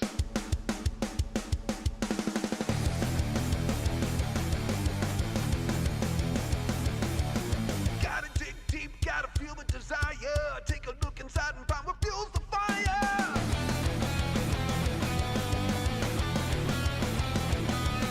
To a front to live, or do I live to fight? I wrestle with the beast inside me every night.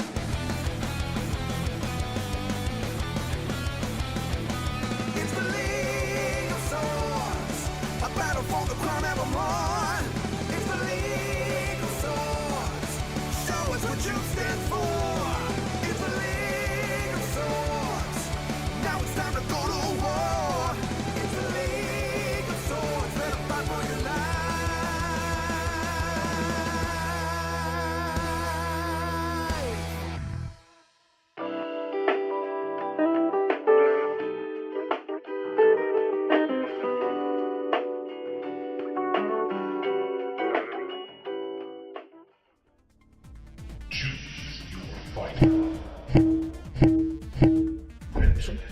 Mad Jack is a fool. He could have taken Thyra Rayleigh's offer. He could be safe now. But instead, tonight, I will bury him.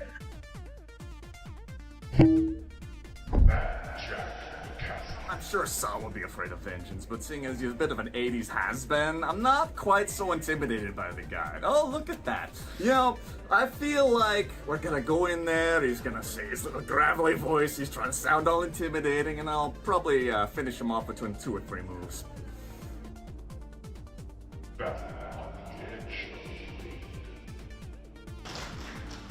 Alright, friends, it's time for our main event.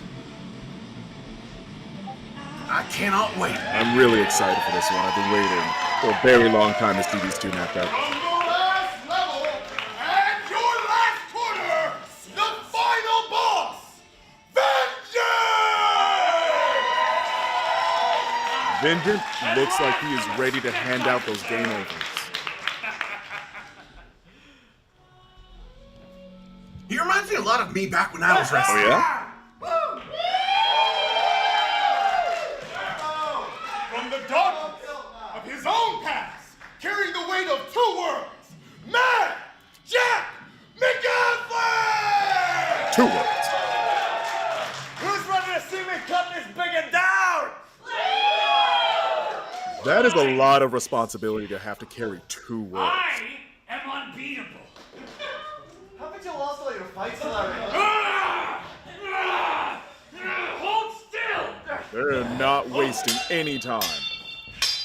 This is a bit pathetic, wouldn't you say? I'm not sure if Jack is taking this seriously.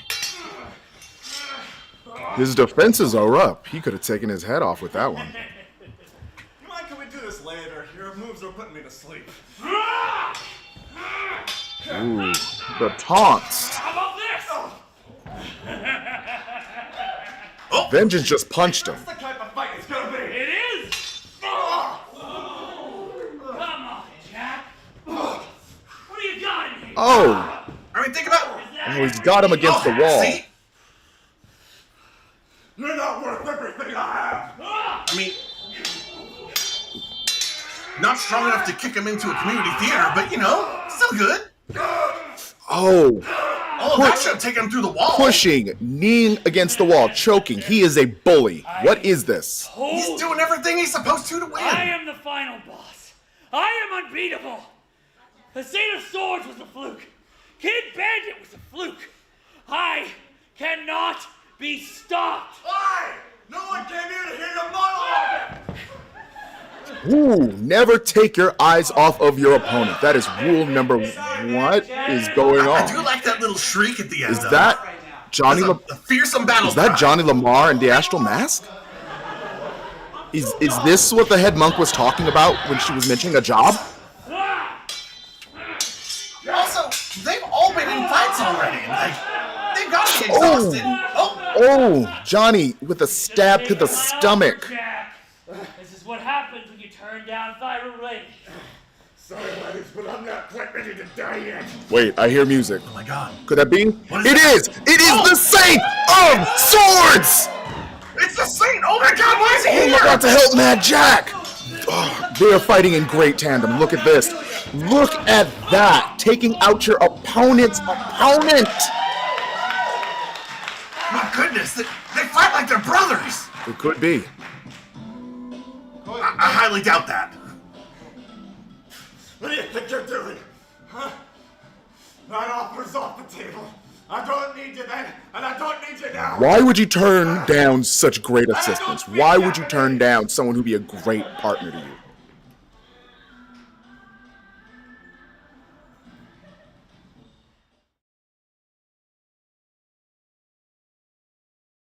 I right-clicked on that to change the settings, and we jumped on back over here. But that's okay. That was the end of the episode anyway. Hi, everybody. We're back. How y'all doing? Did you enjoy the League of Swords? Nothing bad has ever happened from turning your back on your opponent, which is why Vengeance does it in every single match. Maybe he'll learn eventually. All right. Well, I'm excited. It's time to get back to Mighty Morphin Power Rangers Rita's Rewind. I'm going to turn the music back up a little bit now that we're not doing an interview. And by the way, thank you to all the new folks who tuned in. Now that we're for that interview, I hope you'll stick around. We play a lot of fun games here. What again? How am I super low volume wise again?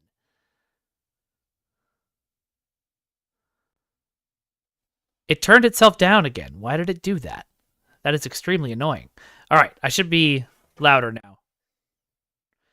I'm also peaking now. Let me fix that. Nope, turn it back up a little bit. Yeah, there I am. Okay, that's a little better.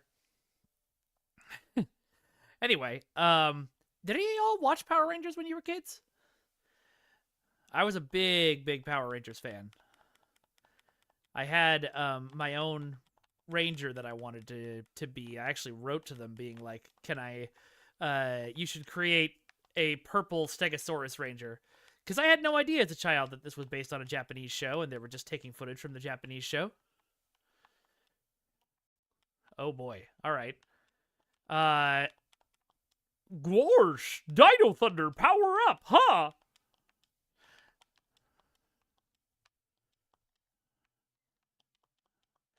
Dino Thunder is technically my favorite season, not my favorite Rangers. I don't know who my favorite Ranger actually is. It was Tommy for the longest time, but that just feels so basic. You think you won? You know what they say about birds of a feather.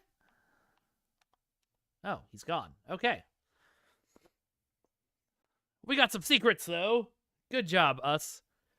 Yeah, OG Green Ranger. I mean, that's why I started watching the show. Tommy was such a cool character. And if you haven't had a chance, you should definitely watch Dino Thunder, which is the season he came back for. It's a little 2000s now, I think, but I still think you'll enjoy it. Did this get turned down? Is that the issue? Am I still quiet? Because it looks like I'm not peaking as much. Rank C.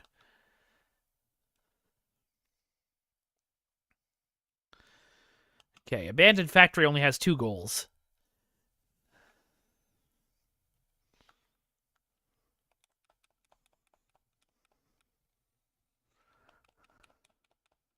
Oh, I definitely want to pick that up. Ah!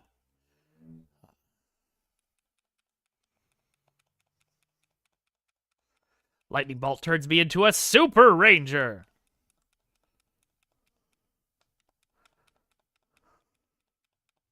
The synth trumpet flute he played through a helmet is exactly the best way to describe that. I have... sitting over on that shelf over there, I have at least 3 versions of the Dragon Dagger. And Saba's over in the corner.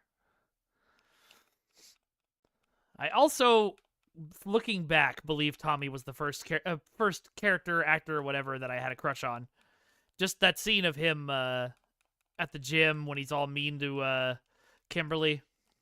I know it did something for me. I'm not sure what exactly it was.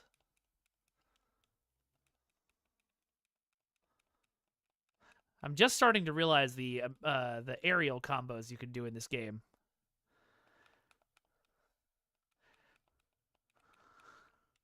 I don't think I have a Dragon Zord over there. I have a ton of Zords sitting on my workbench over there, but I think the Dragon Zord is back on my parents' house in Massachusetts. I had my own room at my parents' house, but then they changed houses. And now, and so all of my stuff that I'd carefully set up in the room is now in a box. Well, not in a box. It's in a series of very well-organized play areas. The amount of times when I've gone to visit them that I've wanted to sit down one afternoon and just play with my toys for a while, like I did when I was a kid. I get that urge really strong, and then I can't get past my own hang-ups about like, well, I can't do that. People will think I'm weird. In my own house, by myself.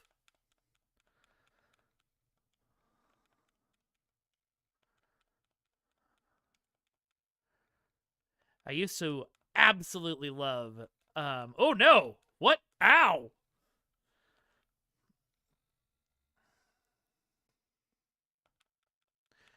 I used to absolutely love playing, just making up stories with my toys. That's how I made up a lot of my original comics that I thought I was going to write when I was older. That was the biggest putty I've ever seen! Yeah, 2 heads may be better than 1, but 3 is just ridiculous. What up, chicken? Hungry for more? I brought a guest for your second helping.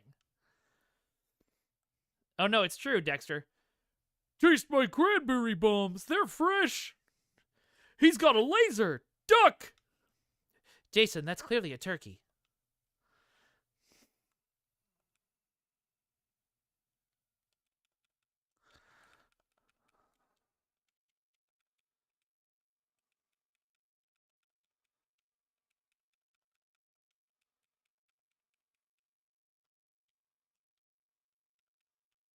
Whoa!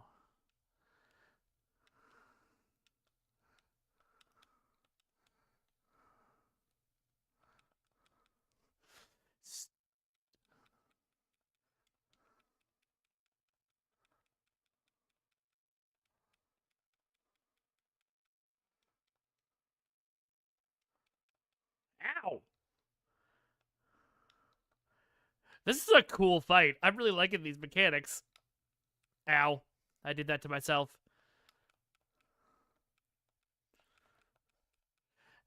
Dexter, that was a hell of a hear me out, my friend.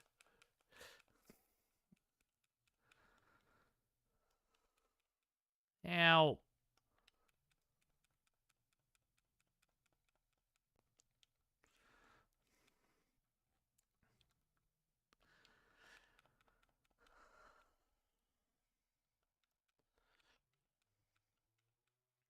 Yeah, operator, it absolutely, you're 100% correct. In my own house, I should feel, like I can do whatever the heck I want. And yet, for some reason, I've still got all of these social crap things that I have to deal with. Of feeling weird about stuff I like to do on my own when there's no one around watching. And not even dirty stuff. Ow. Gotta separate them. Definitely don't let them get you in between them.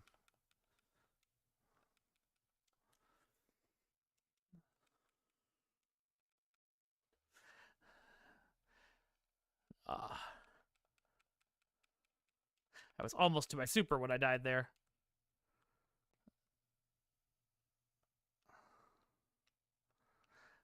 Wow, he's doing that really fast. How do I have to just dodge instead? No? This is a lot like that TMNT fight against Bebop and Rocksteady. Back in the day when arcade designers would just be like, you're just gonna have to fight 2 hard bosses at the same time with no differences. Deal with it. Alright, I got rid of the turkey boy. Ow. Nice!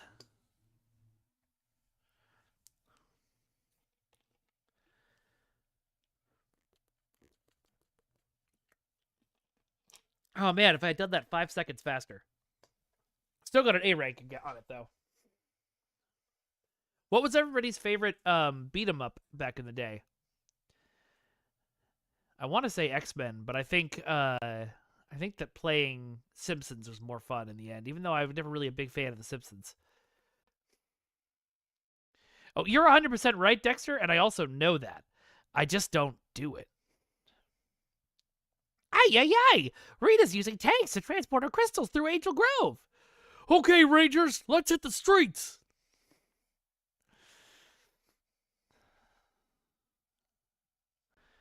Turtles in Time for the SNES. Ooh, we got our cool dino bikes.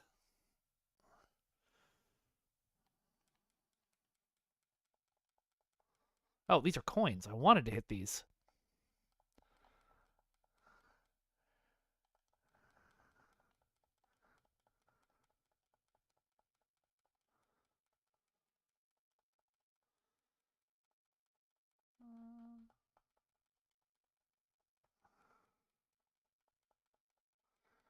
Oh, okay, that car was full of putties. I thought I just destroyed, like, a regular car on the road.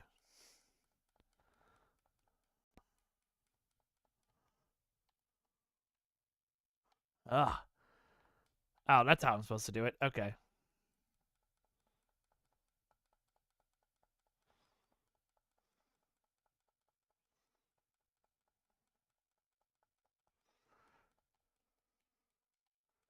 Nope, that didn't work.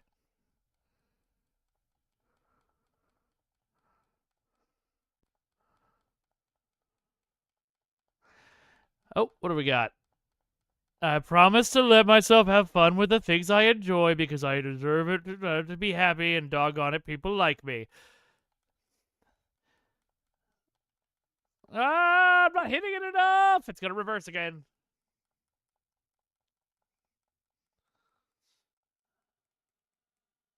Haha. The original Turtles arcade and Turtles in Time are both incredible, actually. You are correct.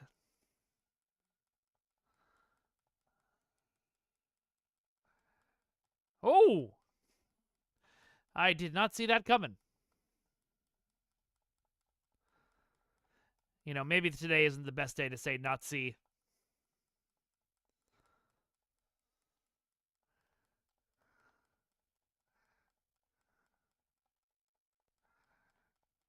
The Simpsons game was great because it was the only one I could convince my entire family to play.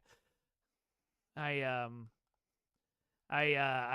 got I played Bart, my brother played Lisa, my mom played Marge, and my dad played Homer, and we actually all played it together at the arcade. It was fun.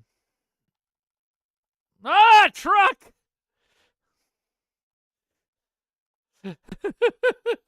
Someone clip that, please.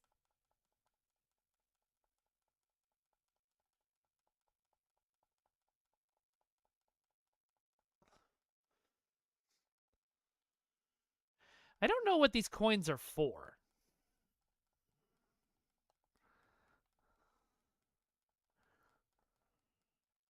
Ah!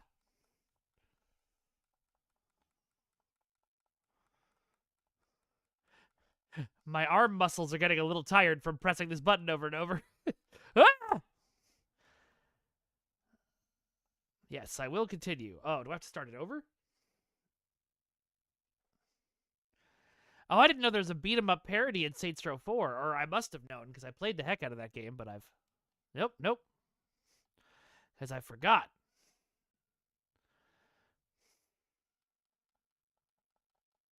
Oh, I can hold the button down. What am I doing? I don't have to just, like, press it over and over.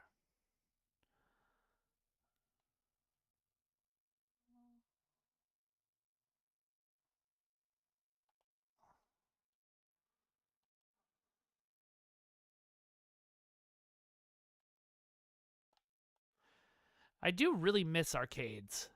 There's just something about going to an arcade to play some arcade games. And I know it's not any different than hanging out at home and playing arcade games.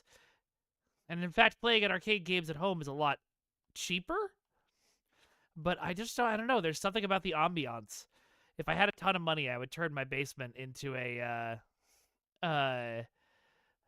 would turn some of my basement into like an arcade. I really want to turn this garage room into a starship, but that takes a lot of money. So, subscribe, please. And know that any money you send me, I will be spending on food, not reworking my garage.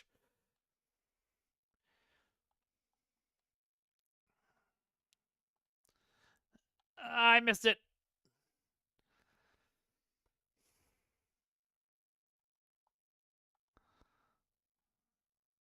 There we go. Ah! Oh, that's too bad, Dexter. There might be some by you now. Look and see if there's some arcade bars or something around. They're not quite as good as the old days, but... In LA, I did find one actual arcade, but that was like 2 years ago. Maybe if I figure out how to do it from my phone, I'll set up and stream from there sometime. That would be fun.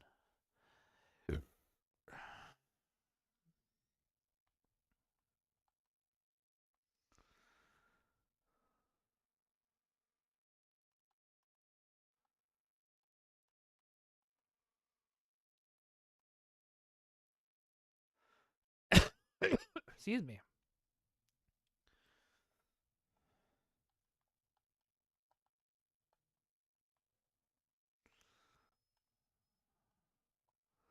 All right, let's see if we can get this one on the first try. Oh no, we definitely can't. Dexter, if you win the lottery, please take care of your own needs before you pay for me to do cool stuff, but then I'll take some money. Oh my god, did I lose again? Okay, that's fine. S-Rank, baby!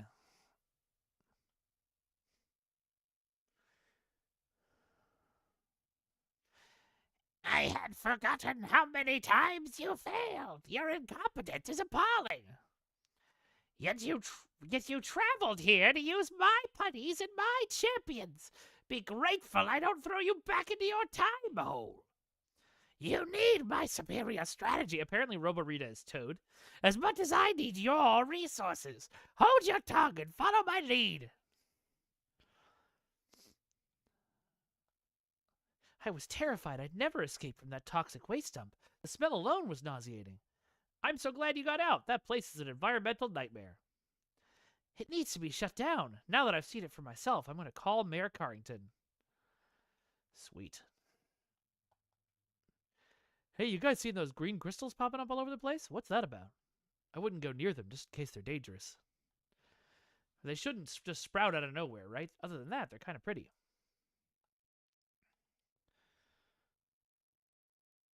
Oh, that sounds very cool, Alpha Tango. I will have to check that out.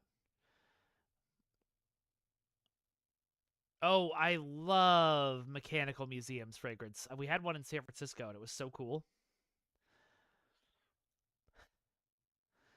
All right, so there's a big problem here, y'all. And that problem is that I can't punch Vulcan Skull. I didn't tell Dan the whole story. Do y'all want to hear the whole story of that time that I was bullied in real life by Vulcan Skull?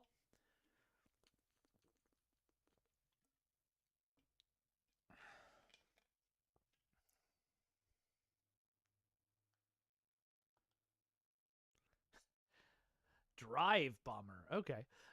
So basically, Power Morphicon, like 6 or 7 years ago, which is the official Power Rangers convention, I was brought in as a volunteer moderator for panels because that's something that I'm very good at.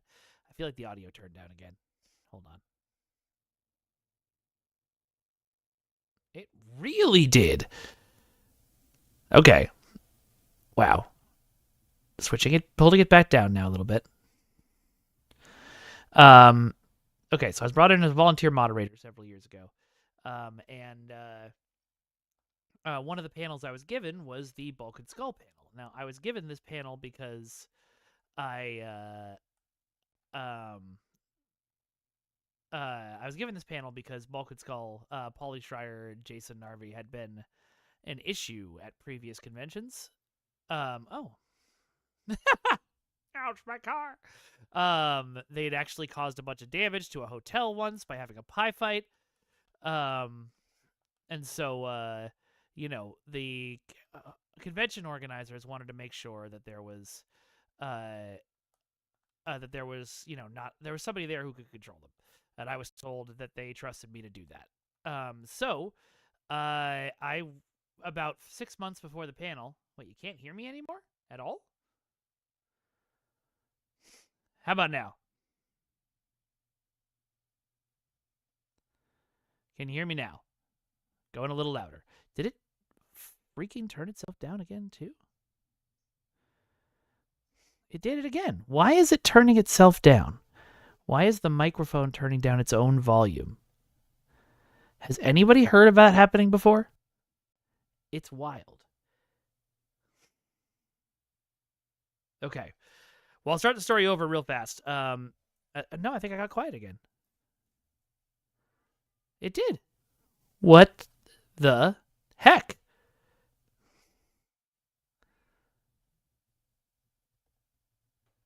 Okay, hold on. I'm going to try something.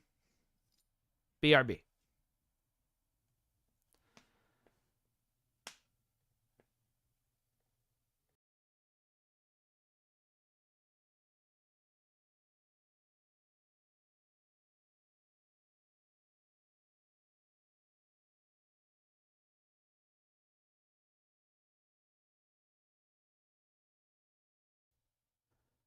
Test. Okay. I switched to not having the, Oh, you guys can't... Wait. I'm out of studio mode. Can you not see me now? Oh, no. Why is it the... Okay, if I turn the camera off and back on. If I turn the webcam off and back on. Hello? Show my face. That is extremely annoying. Okay.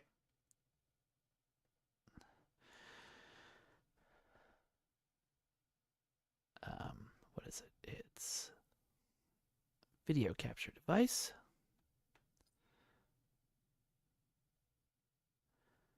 The webcam she refuses to turn on. Let's add a new one. Nope, not window capture.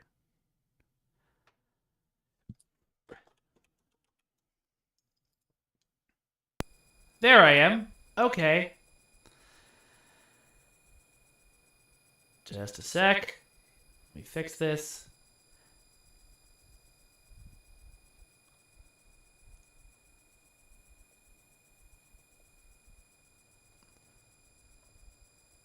Okay, we're back.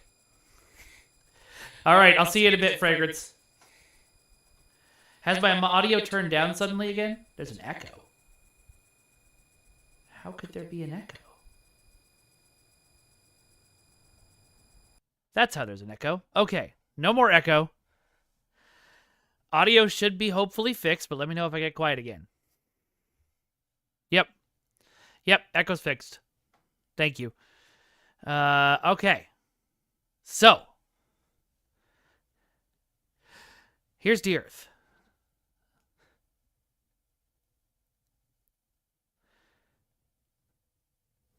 Turning this up a bit more, but not all the way to 100 because I don't want to break your ears. And let's hope that sticks. All right, starting the story over. I'm peeking out. Starting the story over. There we go. Good job not burning your food, Dexter. Okay, so starting the story over. I was Power MorphCon, Fish Power Ranger convention, 6 or 7 years ago. I was asked to come be a volunteer moderator, or offered to come and be a volunteer moderator. And I was asked to moderate the Bulk and Skull panel because in the past, Pauly Schreier and Jason Narvi had caused some issues, including causing damage to a hotel with a pry fight, which honestly was kind of ridiculous. The hotel was really silly about it, but, you know.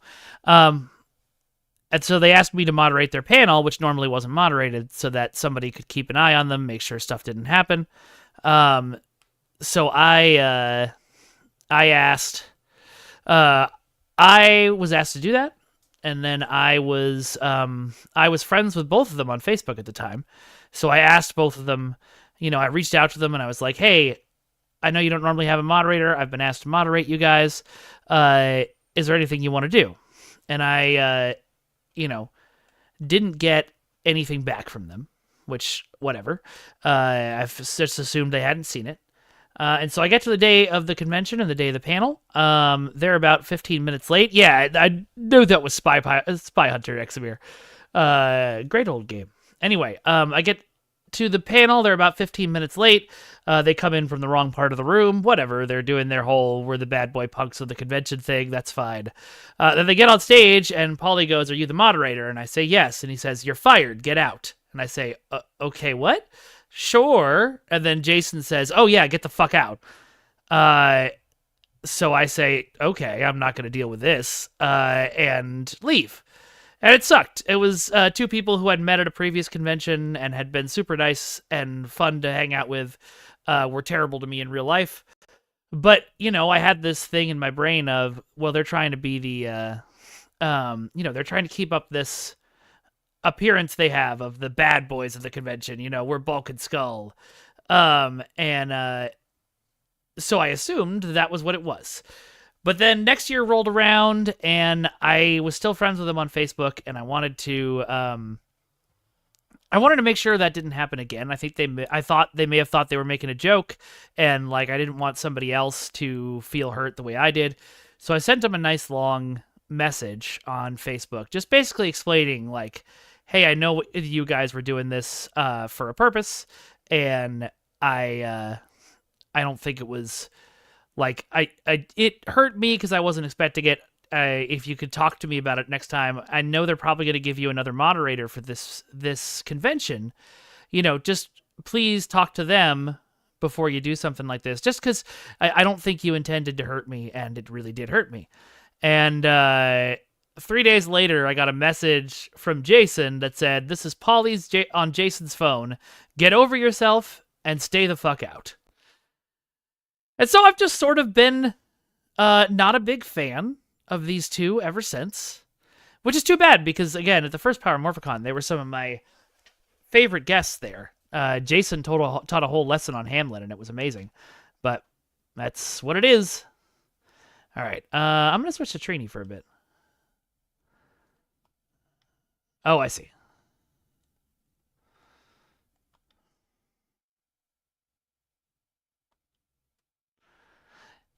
Yeah, I don't know.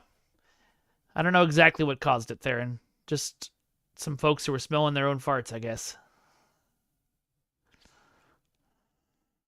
Rangers, we're getting reports of a disturbance at the amusement park. Well, I'm looking at putties dressed like clowns, and I can't imagine anything more disturbing.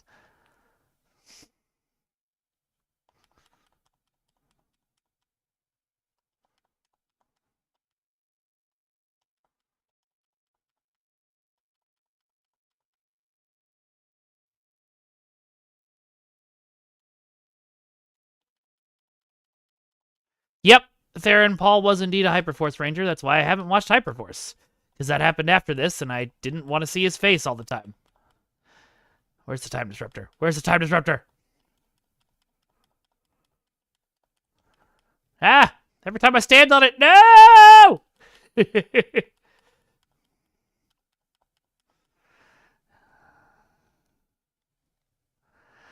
Yeah, I have heard that as well, Dexter. And I think he made up with some of them about it. I think some of them have apologized, but that's still not freaking okay. Rangers, we've learned more about the green crystals. Rita is using her magic to harvest crystallized energy from the morphing grid. She's using your own power against you. Ay. Double Rita magic and grid energy? You said it, Alpha. Keep destroying the crystals to return the stolen energy back to the morphin grid. Yeah, I guess, Operator. It was just weird because they were so, like, again, they were really lovely people the first couple of times I'd met them. Understand, Zordon. We're on it.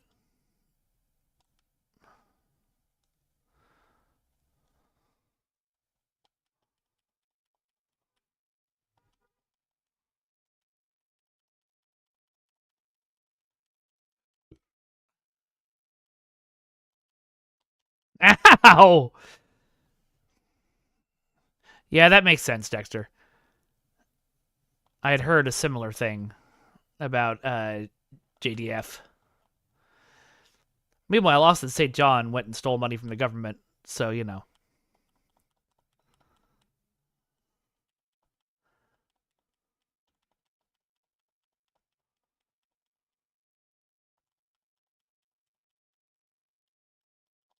Oh, didn't realize I had one gripped.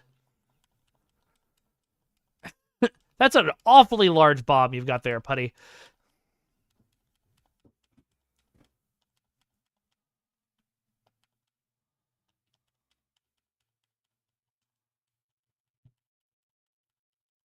Ow, I got blown up.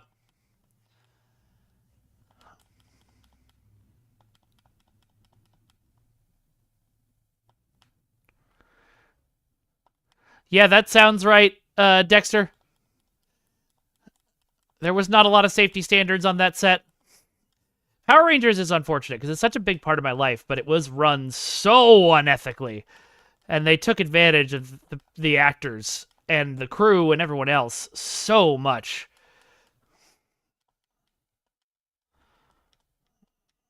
All right.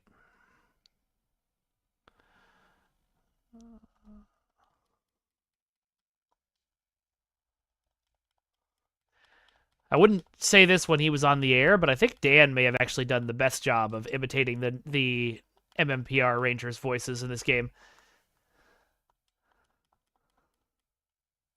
Oh my god, that's a lot of them. I need that ice cream.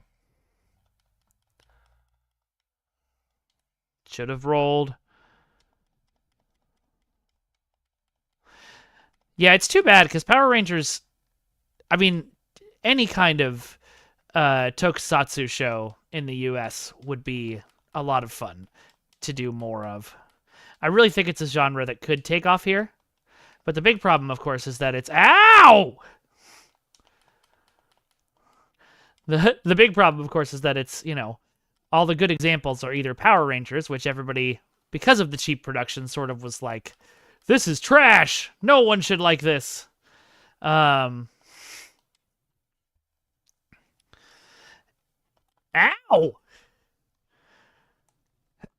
Wait, can I get up there? Okay, no.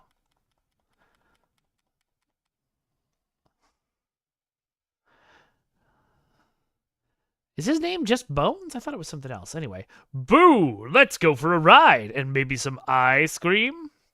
I did not know about the G.I. Joe beat 'em up operator. That sounds interesting. What's that supposed to mean?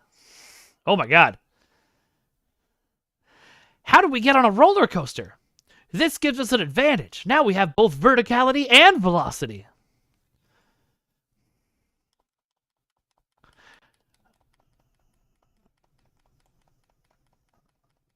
Ah, shoot the bombs, then shoot the balloons.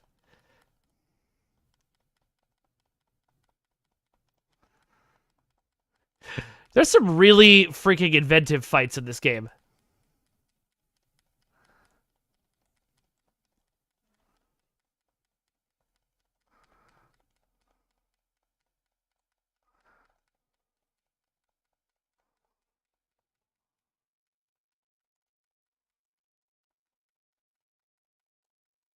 I can hold it down. I don't need to be... Ow.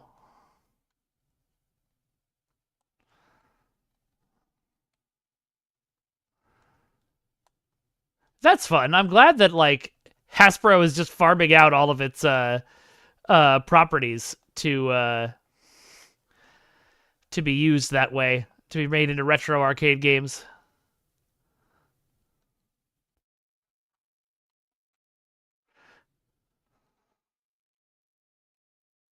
Ah!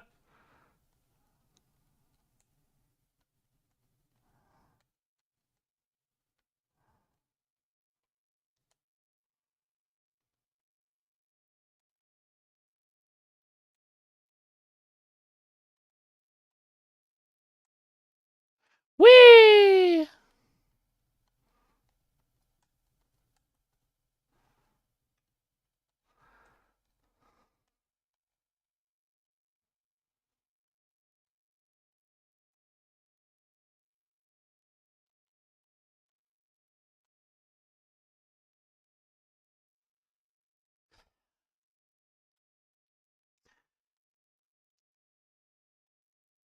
Uh-oh.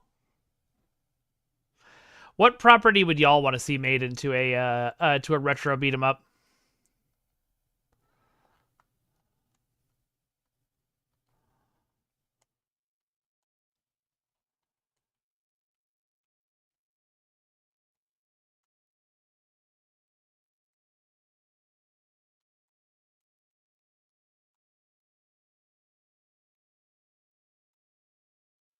That's cool, operator.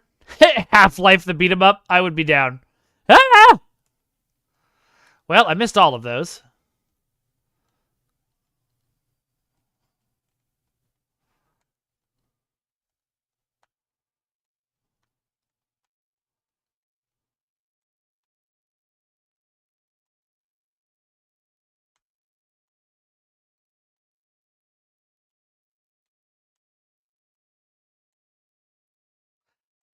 I mean, what else is in the Kale cinematic universe other than League of Swords, Dexter?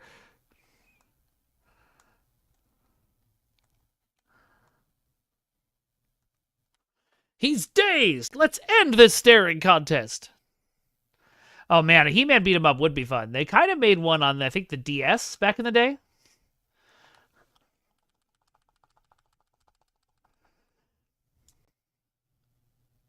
Nice. Thundercats, too. I love that it works in that da-da-da-da-da-da. Rank D. Okay, while we're sitting on this rank screen, quick check to see that my microphone didn't turn itself down. It did not. Great.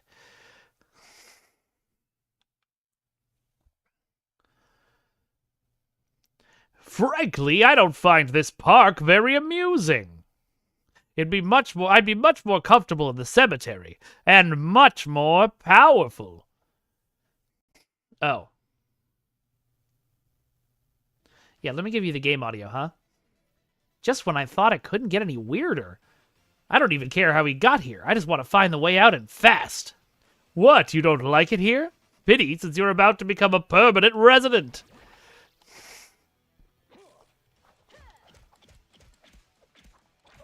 I do really like that this game, the bosses have a little bit of hit stun. In old classic arcade games, they would not. You would just hit them and then... Uh-oh. Now.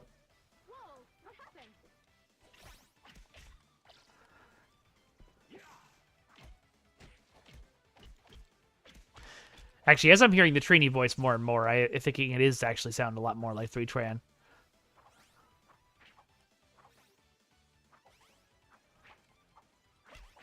It was the same one 2 times in a row. Yeah, operator, that is exactly why. We couldn't have... So the developers originally were doing voices on the game because the game wasn't SAG. And then... and then... when the game went SAG, they couldn't anymore. So that's why we included a lot of the Kurland here jokes, because we could.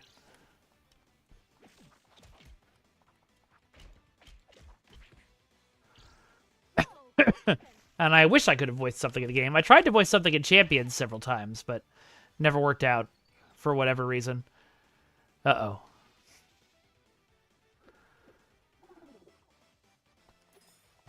Skull putties! Ugh.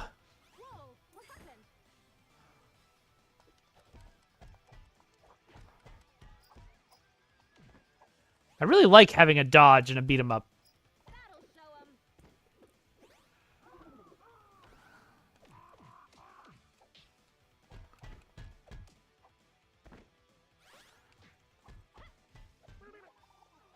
So a little bit of trivia for you.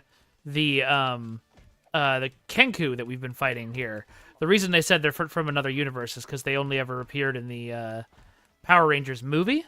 Actually, I think they appeared in the TV show after the movie. But oh, wait, can I smash that pumpkin? Yeah! But I can't get that coin. The story behind that apparently is whoop, there you go, bye. Is that apparently the filmmakers asked the usual Saban production team to make the foot soldiers for the movie, and they made these really like, ow, they made these really like cheap looking rat costumes, which you can see in Power Rangers, and so that's kind of hilarious. They had to make the Kenku quickly to sort of replace that idea. Tengu Warriors. That's right. They're Kenku in D&D. Sorry. Operator, yeah, post-SAG, we could use pre-existing lines because we weren't paying anybody to reuse stuff they'd already recorded. They'd already been paid or not paid in the developer's case.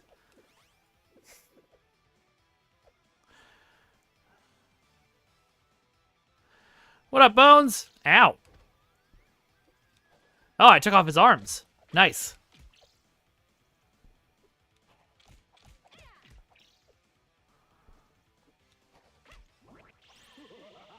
Wow!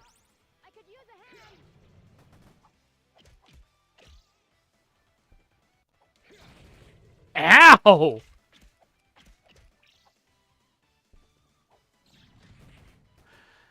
Okay, that dodge didn't exactly work.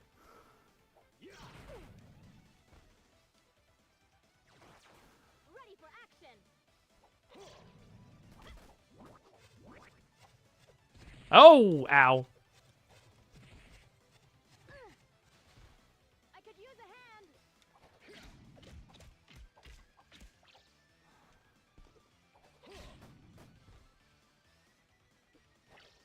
Excellent fact, Dexter. Appreciate the facting.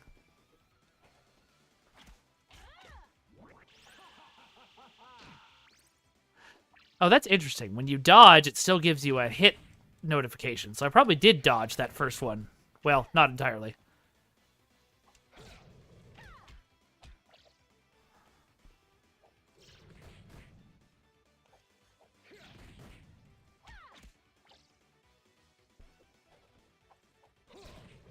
You wouldn't notice from the stream, Dexter. Ow. Jump. Jump. Jump. Jump.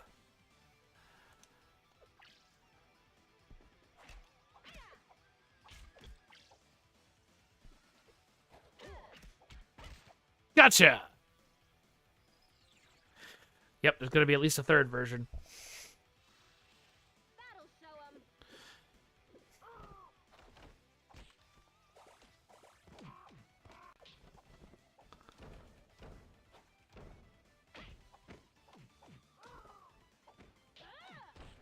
Ow. Yeah, I'm trying.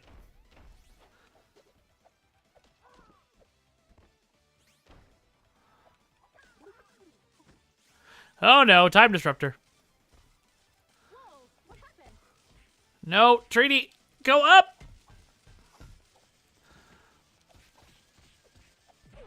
Ah.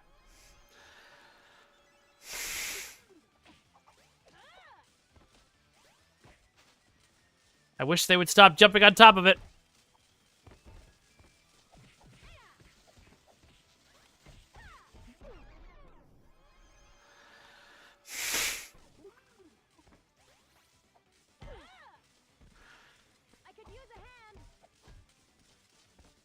Drop!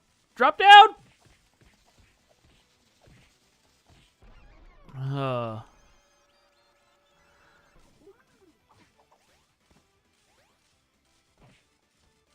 Treaty, stop jumping on top of the thing! There we go.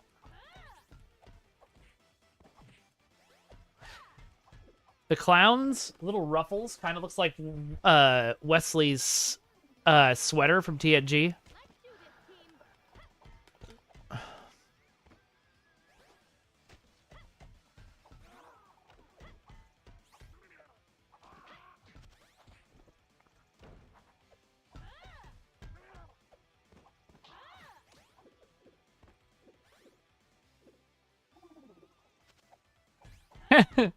I love it when they just fall into the pit.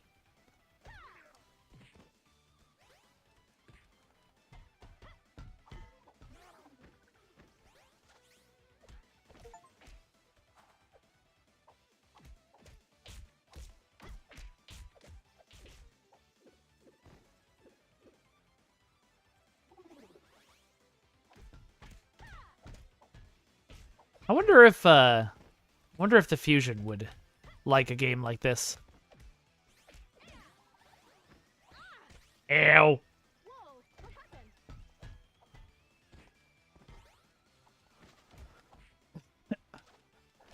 I want to save up this super for the next fight with Mr. Bones.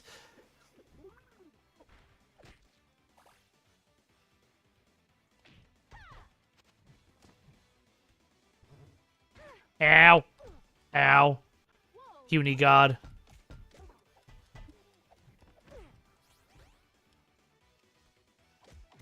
Yeah, I use the stage name for her most of the time, Dexter.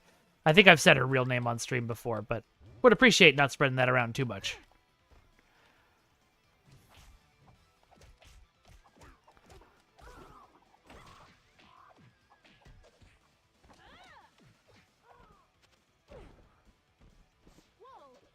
Ow!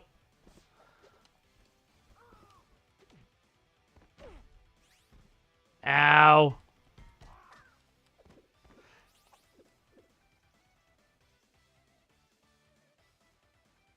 All right, here he is.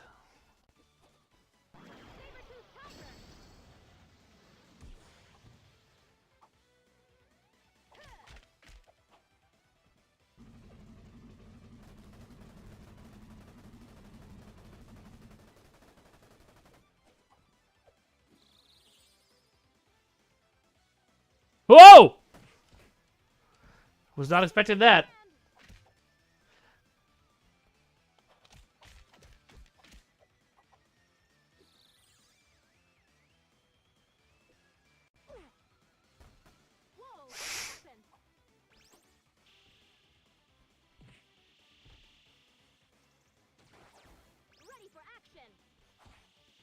Ow. There we go.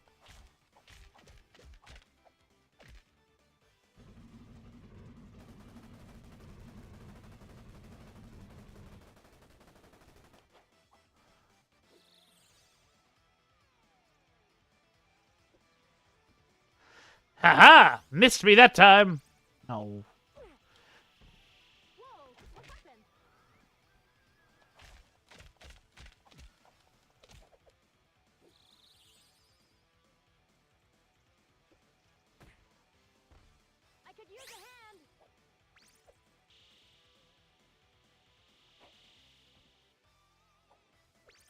Ah! I swear I got him that time.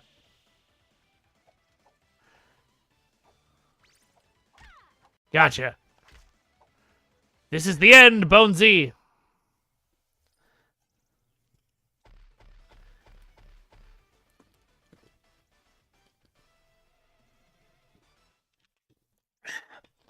I appear to be very ungood at getting goals in this game. Hey, but I got a rank B.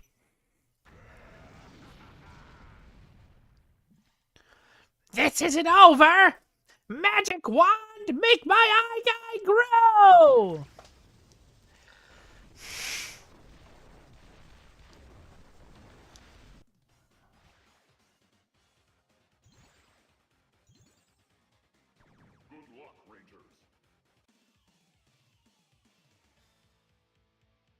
What do you mean by an alternate evolutionary concept in consensual reality, Dexter? But speaking of alternate evolutionary concepts, I found out a really cool biological fact the other day. Rangers, it looks like you're headed into one of Rita's crystal mines! Then the more we destroy here, the better!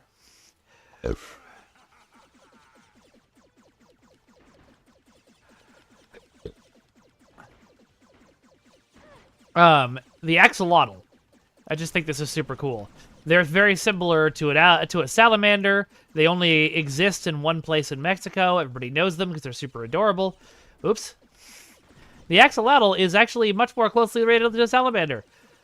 So they're one of the only, I don't know if the word is amphibian, but they're one of the only, whatever their type of animal is, that doesn't go through metamorphosis. Oh no, I missed the Genie lamp. Except they can go through metamorphosis. So they start as kind of tadpole-y, and then they stay as kind of tadpole-y their whole life. But if you inject them with iodine, which somehow activates their what are those? Which somehow activates their like vestigial metamorphosis instinct. Whoa, I needed to jump on that. My bad. Then they will metamorphosize. They'll metamorphosize into something that looks very much like a salamander. I still needed to jump. Okay, got it.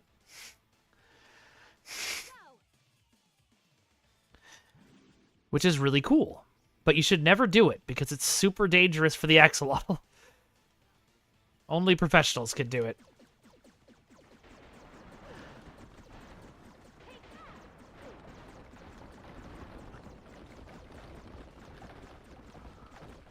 Man, this is really making me want to play Star Fox. Ow, should have dodged.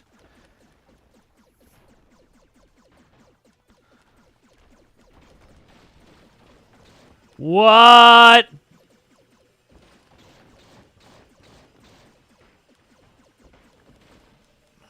This machine must be how Rita's refining energy into crystals. But there's no way around this thing. We'll have to go through it. Yeah, it also shortens their lifespan. Like, it's not a good thing to do to the axolotl. It's just really cool that it can be done. Affirmative! Wow. Affirmative! If we take it to pieces, we should be able to access the core.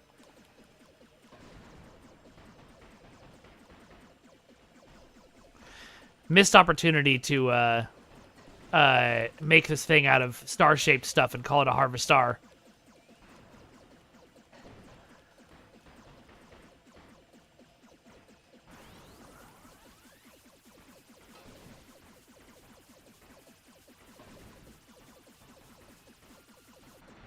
Got it!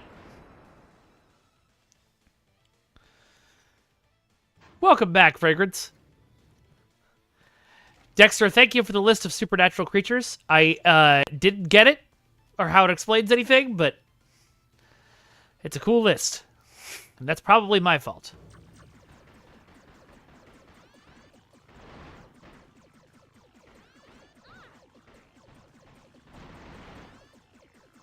Oh my god.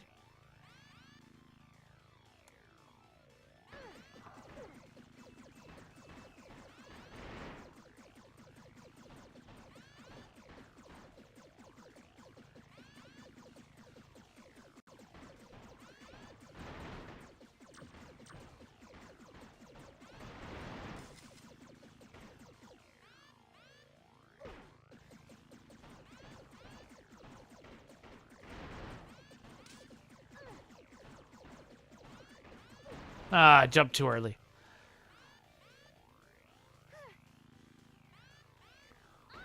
Oh, wait. Oh, no! Don't start the whole level again, please. It did. All right.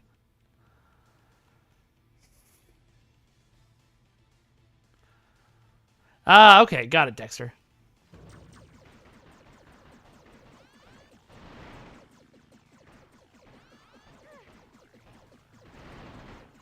Okay, now they're going to go up.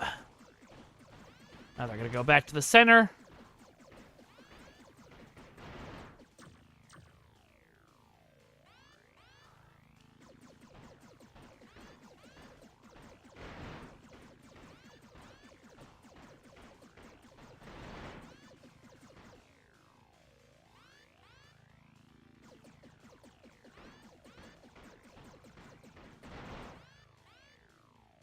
Don't want to be standing there. Got him!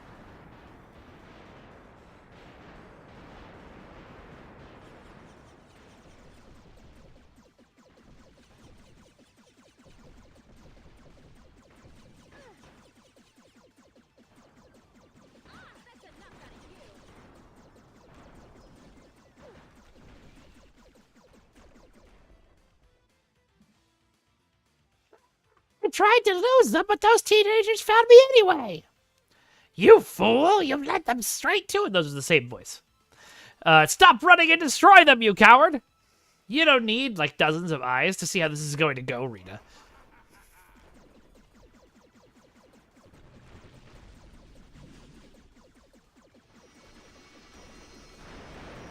Yep.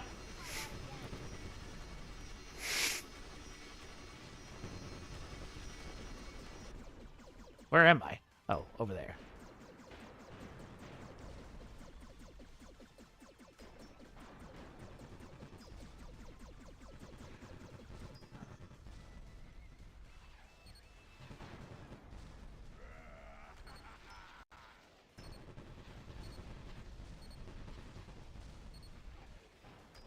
Oh, I love those old school explosion sounds. Only today, Dexter? My nerdity is showing a lot every single day. Oh, I need that healing so bad. Ow.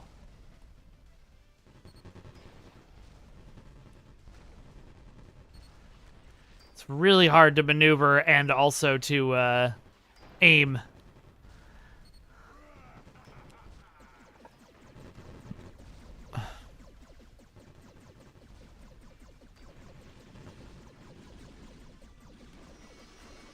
Ah! I dodged that.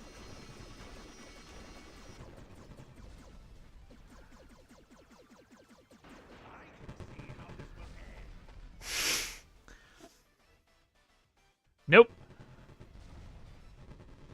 Rank D. Alright, let's fight this Megazord. Fight him with this Megazord. I love the Megazord animations in this game very much.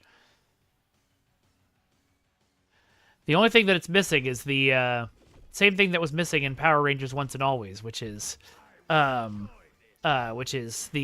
Megazord sequence has been initiated. Megazord sequence activated. Okay, yeah, walked into that.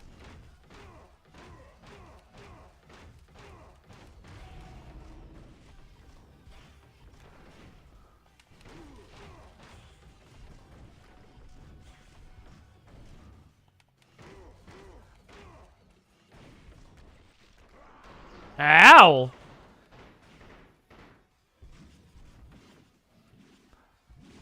Nope, can't punch those. Got it.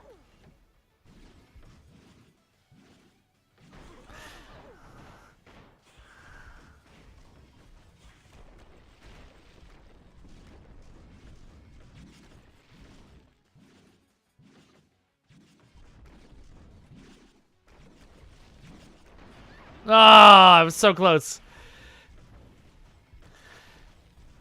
I don't think I ever owned a single Evil Space Alien action figure, and I really should have.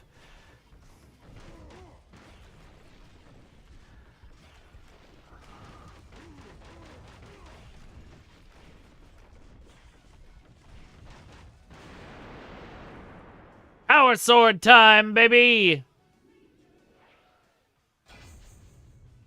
I definitely had the big Lord Zed. I think Lord Zed is one of the coolest designs in villain history.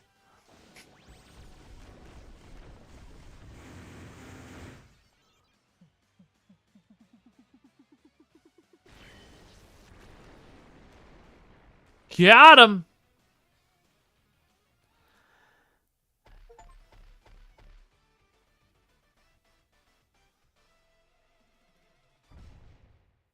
Rank S.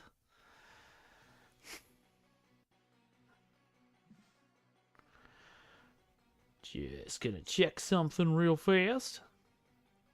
Okay. I'm tired of your meddling! Oh, I'm just gonna read it. Silence! I've lived through enough of your mistakes. I know just who to summon. Wait, are you thinking what I'm thinking? Of course I am! And this time, we'll strike where they least expect.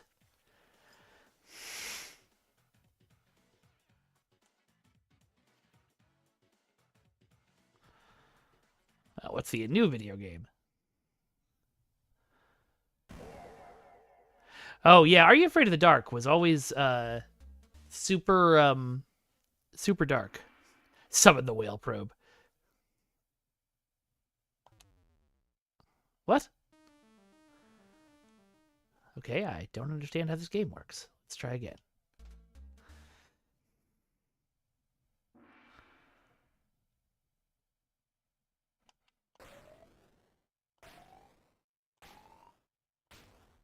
Oh.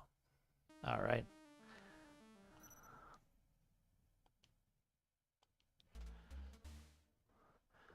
Let's try this again.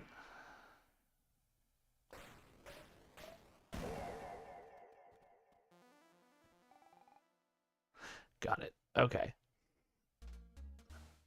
Sack of flour.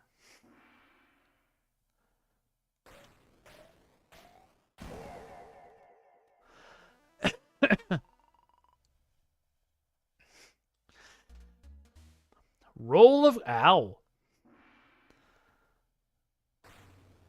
Oh. Okay. Gotta make it to the blue line before I can start hitting A. Understood. Let's run that through again.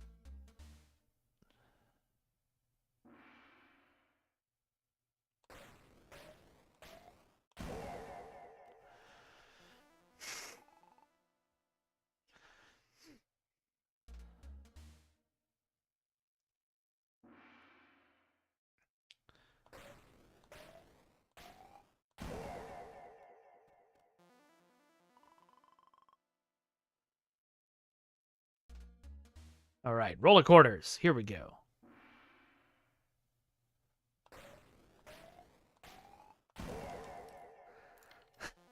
Nice. So I'm guessing the blue bar is going to get smaller and smaller. A giant bologna is harder to break than a roll of quarters?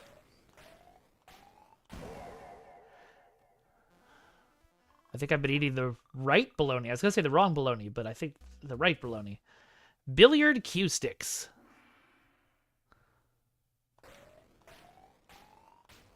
Ah, I missed it. That is a new high score, and I feel amazing. I'm going to rage quit now. That was fun. Who should I play for the next level? Zach, Jason, or Kimberly?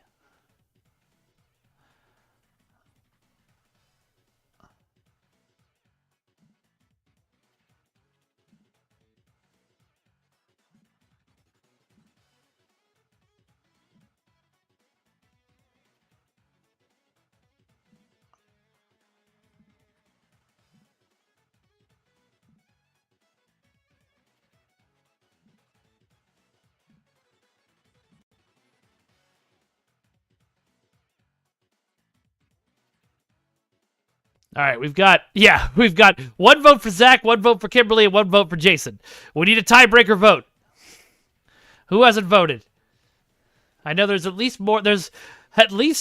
a bunch more of you in chat. Somebody vote. It's all right if you're normally a lurker. You could just type out a name in the chat. All right, Zach it is.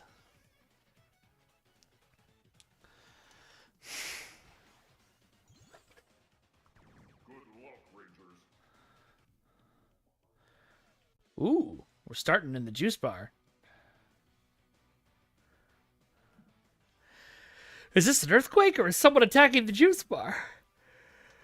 It's gotta be Rita's latest menace. We have to get people to safety.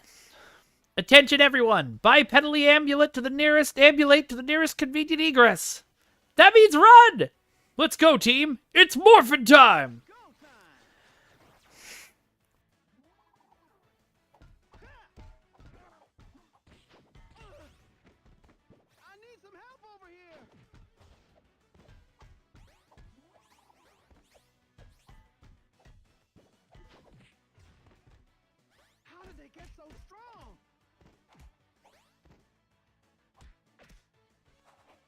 Whoops.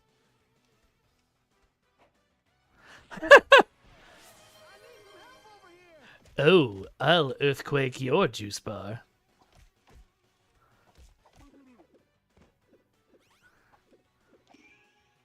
Nice. I figured there'd be something back there.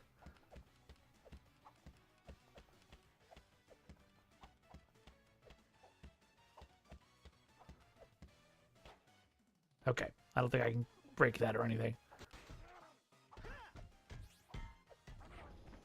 Ow.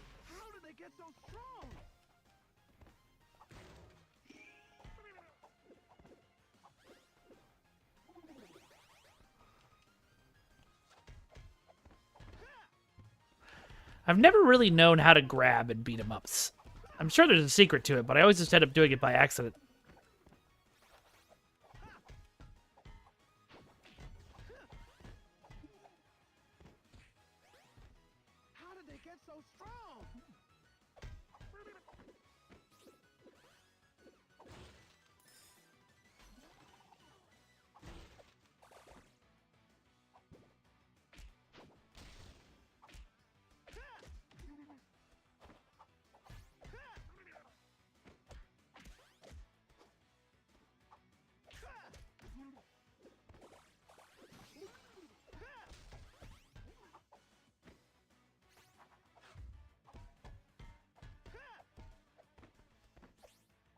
Nice fragrance.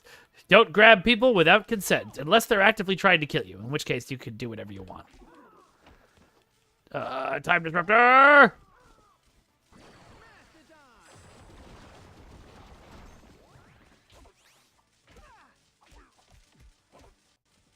No. Drop down here. Ah. Oh my god. Look at the name of that pizza place. Pizza. I love it. No!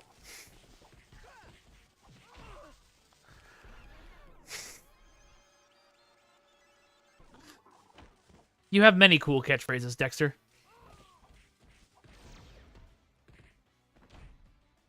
How did they get so strong?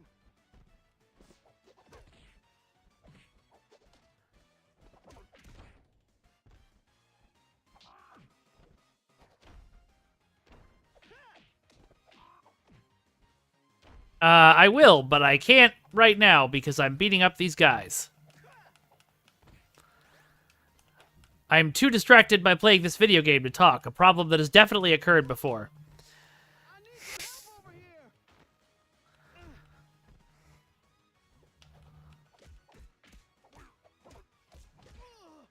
Ow! How did they get so strong? There we go, jeez. Walkie-talkies.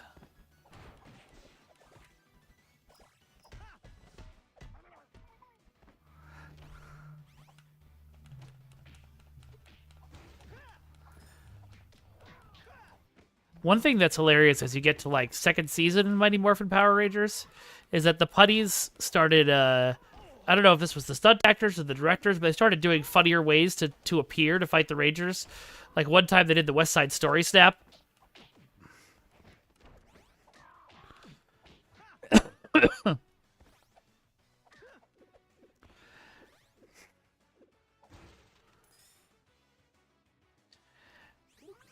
No, you're right, Dexter. I can't think of any catchphrases for you, but you should have one.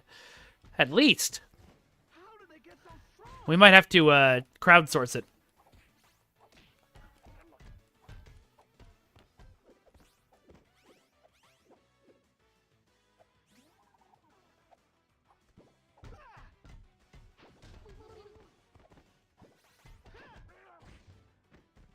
How did they get so strong? Ow. Alright. Heck with this. You okay?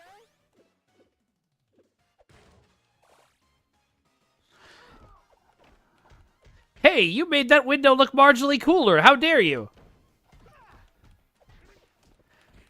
What does it say on it? Rita Squad. Okay.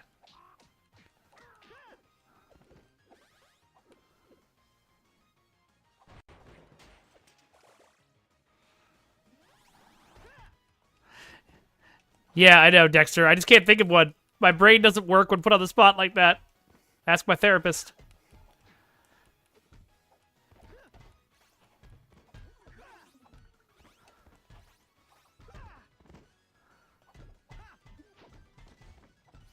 You're out of time. Juggling fools.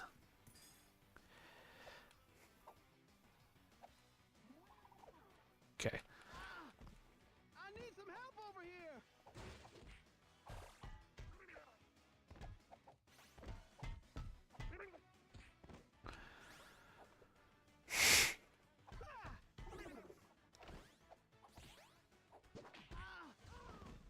How did they get so strong? Yeah, that's true, Dexter. I had to fill out a whole form just to get my therapist to talk to my psychiatrist.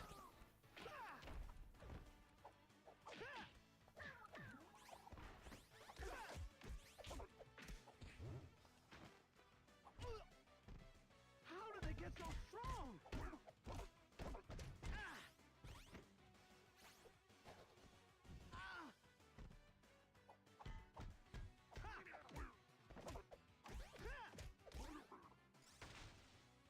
All right, down the stairs we go.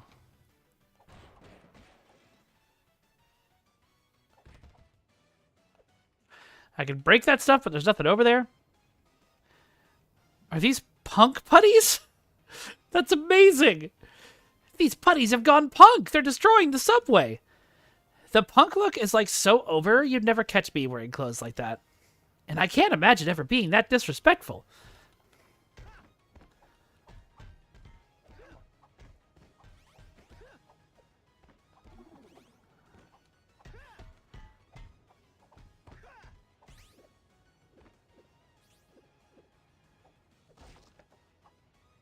Oh, okay.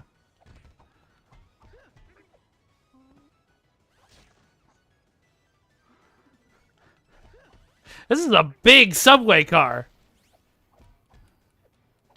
They can fit 2 whole dividers in there?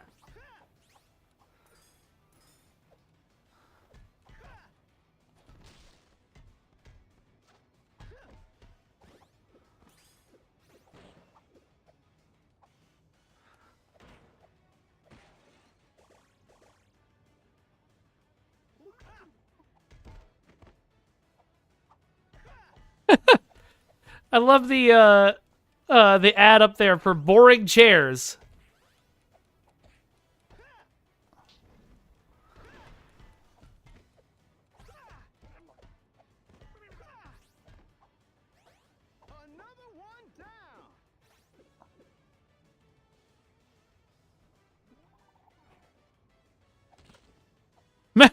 Okay.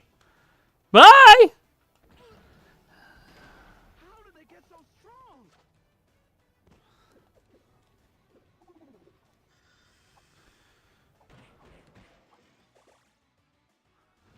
Oh.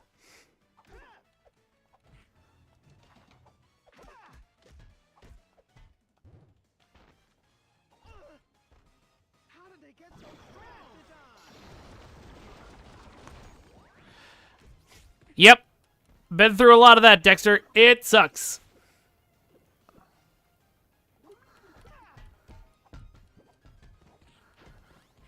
How? I was reading signs.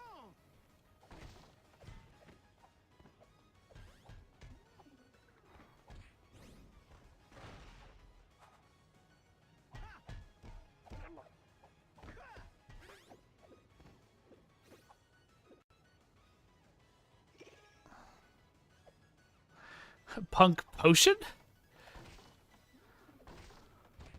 Does the punk potion turn you punk?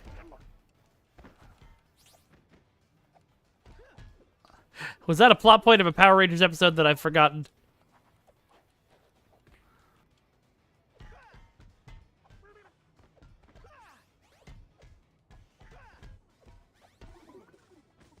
Oh, time disruptor. Oh, nice fragrance.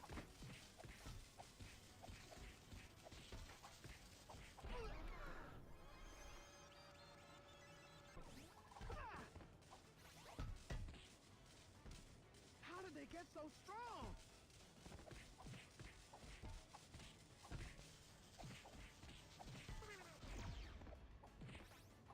These time disruptor things would probably be a lot better with multiple people.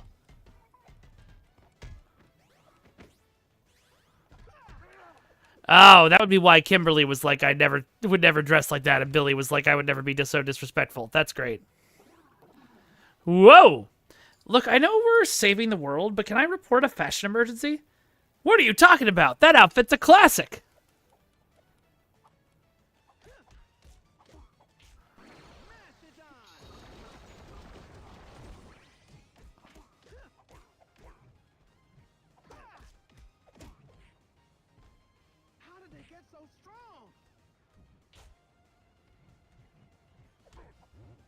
Ah!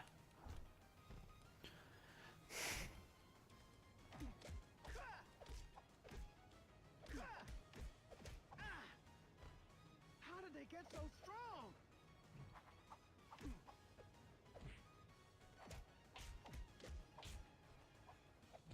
Ow.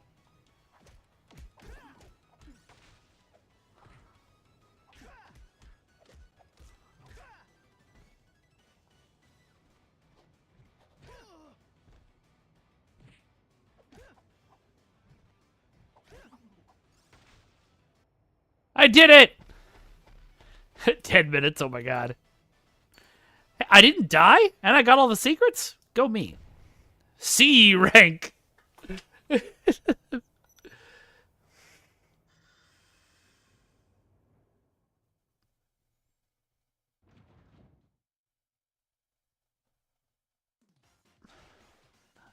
I completed 2 objectives. Oh my god, Angel Grove Park. It's go time.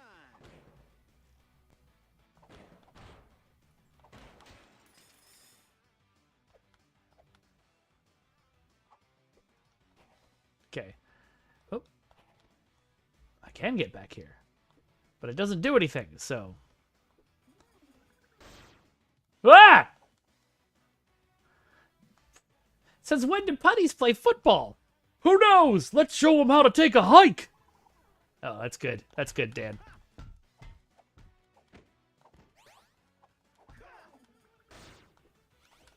Ah! Can't hit them. Got it. The catchphrase has to come naturally, Dexter. Don't try to force it. It'll come. You're going to say something at some point, and we're all going to be like, that's your catchphrase. And you're not annoying. Stop it.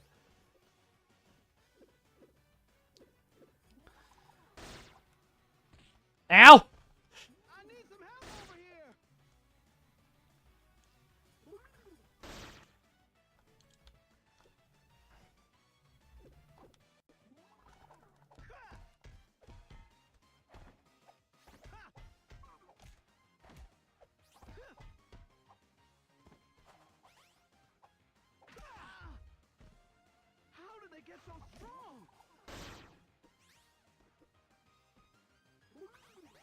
Besides, a catchphrase isn't a descriptor.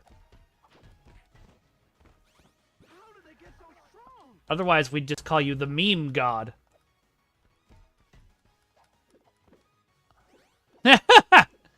Nice, Dexter.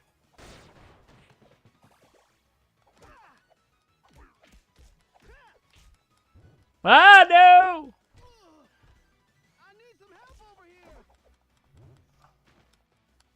Yes, exactly. This is very much the Neurospicy channel. Ow. How did they get so strong? Ow. I guess I should try and dodge after hitting him a couple of times. To prevent the grab. Got him! Ah! Ah!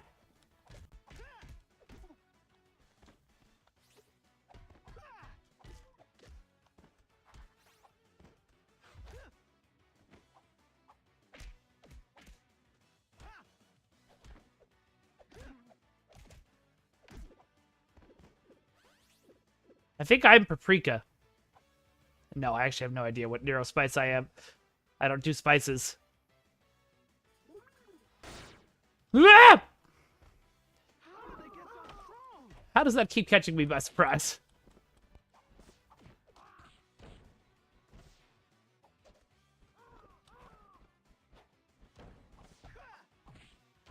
All right, Duncan, you got cinnamon. Anybody takes a spoonful of you, they're going to regret it.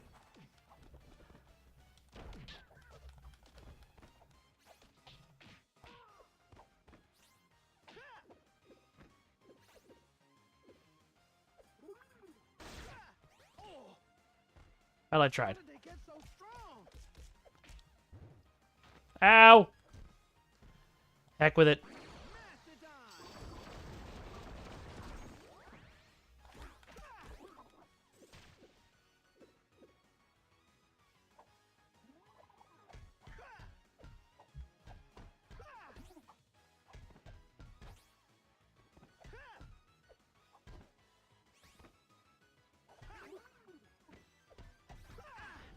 Should have dodged.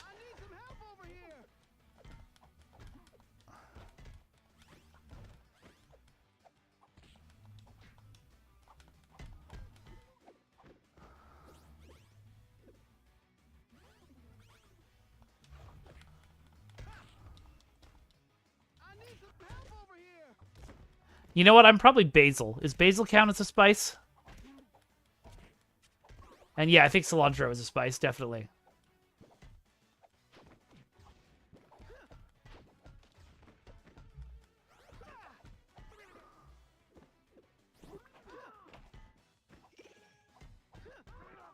Nice. Wanted to see what happened if I kicked the swings.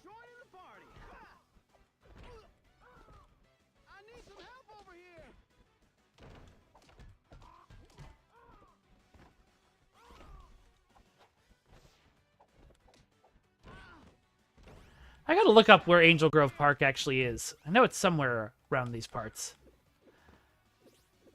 I want to go check out the Power Rangers Command Center / that one episode of TNG building, too.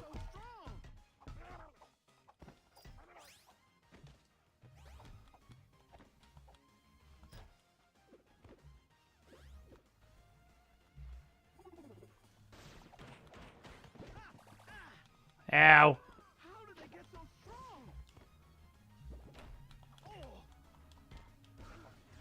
I'm more concerned with how do they keep getting new bombs? Where are they keeping them?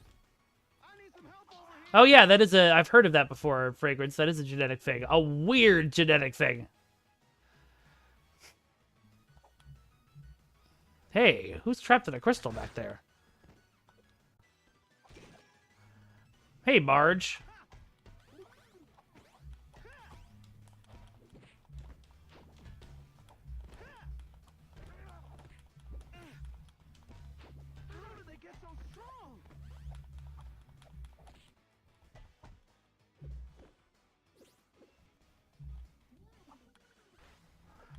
Kung Fu in the Fog. I wonder what that's a reference to. Well, you can still put it in your food, Fragrance. There's an amazing thing my wife and I discovered where we don't have to eat everything the other cooks.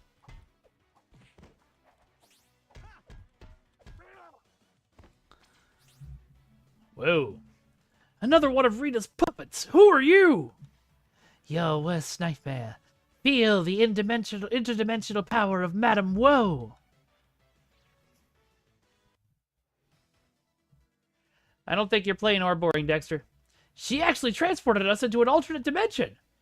Now to finish you, suffer my wrath. Oh, okay. I need some help over here. Okay.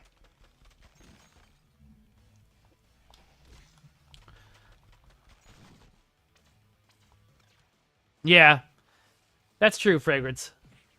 I'm more thinking of, like, times when your spouse is not around, which just happens to me a bit. I don't know how to get this lady. Oh. Just walk up and around her.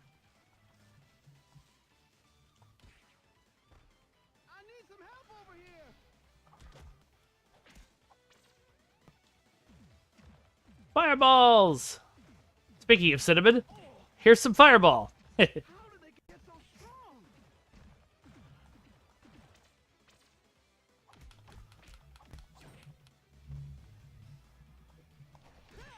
Nope. I need some help over here. You missed with your stupid hair for once.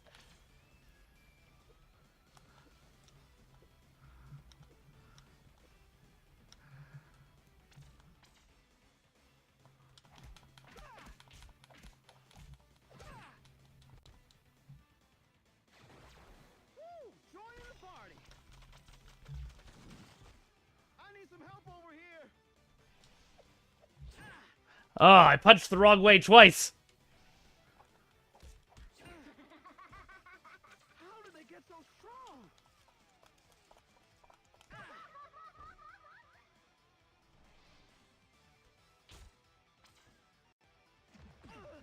I need some help over here.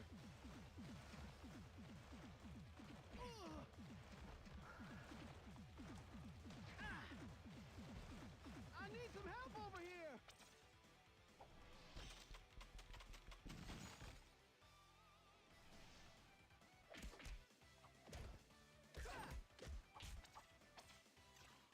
Ah, I almost dodged that. You didn't see me hit my face? I'm not sure what that means.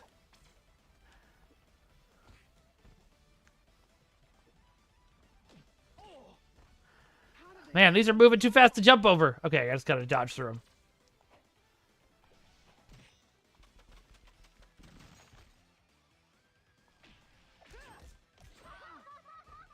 I need some help over here.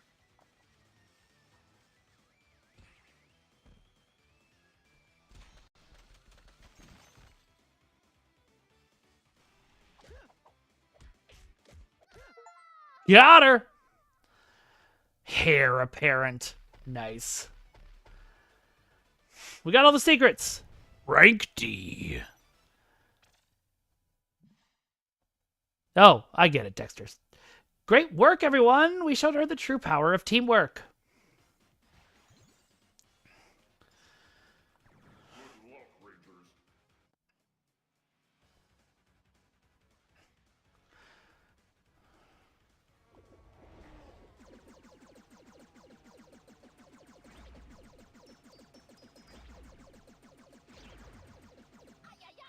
Ay, ay, ay! A sentient yellow cab kidnapped some high school students! Follow that cab! Stop Krabby Cabby! I mean, do we have to rescue them? Let's get this maniac off the streets, Rangers! Follow that car! Oh, is it? Is it Bulk and Skull who got kidnapped? Can I intentionally fail this level? Ow.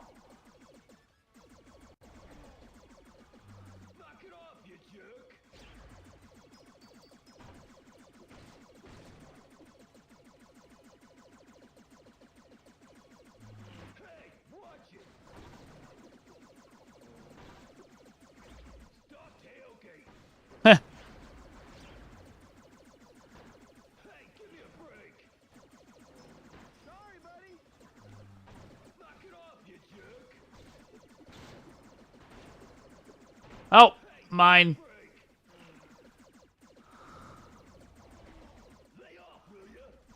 Of the original Zord, so pre-Dragon Zord? Probably the Mastodon Zord, honestly. I just really like the design of it. I mean, when I was a kid, it was probably the Red Ranger Zord. Or the Tyrannosaurus, but... And then, of course, as soon as the Dragon Zord existed. Although I'm actually not sure I watched Power Rangers pre-Tommy, so...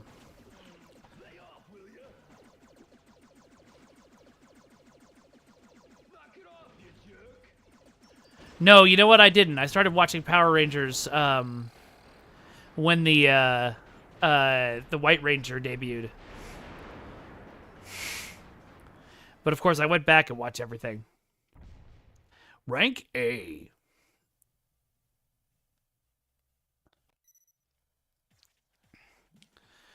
That dude in green is pumped. Who is he? Yes. I don't know. Probably some new kid at school. He is really cute.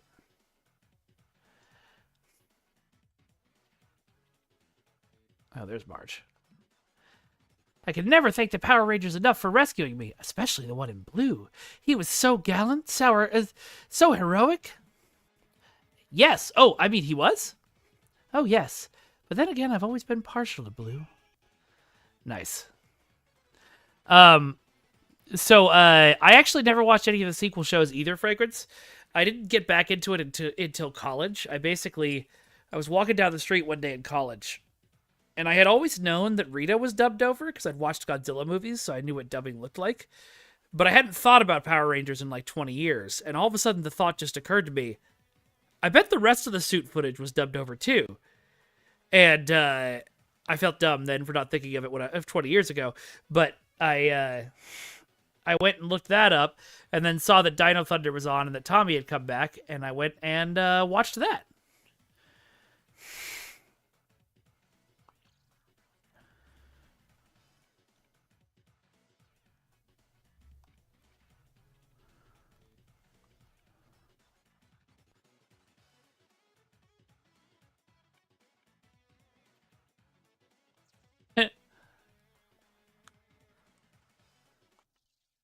Let's see what the new game is. Nano Pilot.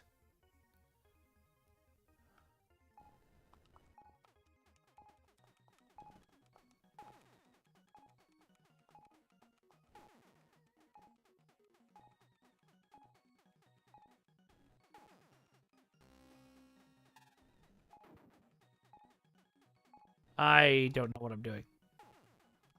Oh, I'm protecting this. Yeah, I don't like this one.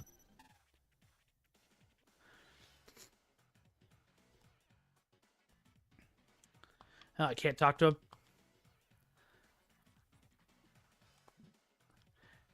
Hey, let me introduce you to my newest customer. This guy's into martial arts like you, Jason. Hey, you're the karate instructor, right? You really know your stuff. Thanks. I saw you warming up too. Your spin kick is fantastic. It sure is. If you want to learn some hip-hop keto, just let me know. That's not how hip-hop keto is spelled, I don't think. No, actually it is. Or Mantis-style Kung Fu. I'd be happy to share what I learned. Welcome to Angel Grove, Tommy. We would love to be happy to show you around.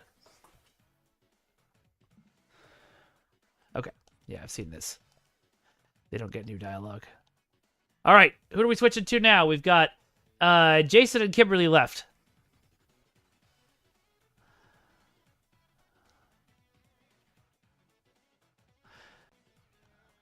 Okay, we got 1 vote for Kim.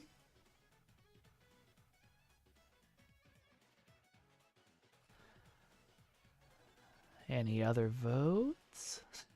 1 vote for Jason. Need a tiebreaker. All right, that's 2 for Kim.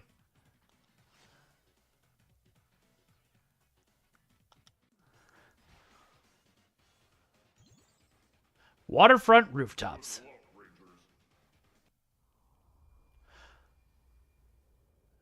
There's my boy.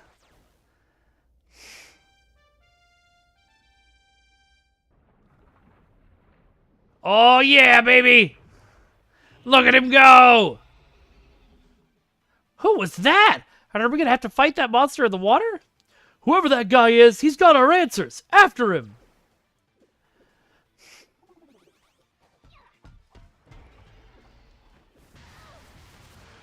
Oh no! Finger missiles! Oh wow, he's shooting at a lot of finger missiles. Oh, there I go again.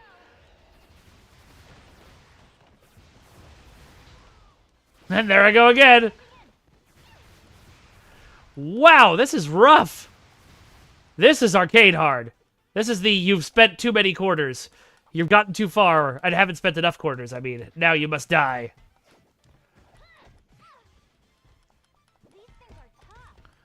I would love to pet the Dragon Zord.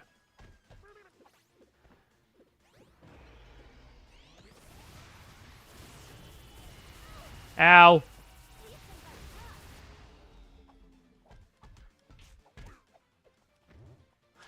Ow, I don't want your hugs.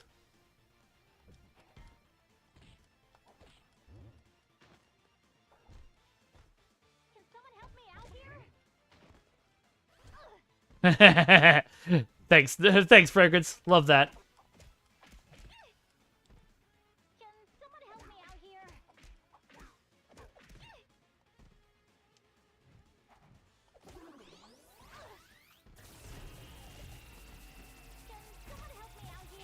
At least he's also hurting the putties.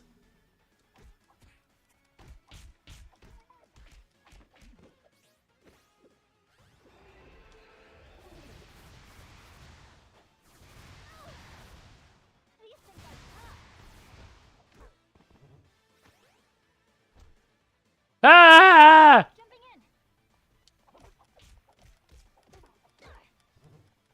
Oh no! I am pretty hooked, KDS. This is pretty fun. I am starting to get a little hungry, but I think I will at least try to get to fighting the Green Ranger. I don't know if that's the end of the game or what. I'll pet the Dragon Zord real good. I want one for my very own. This'll be fun.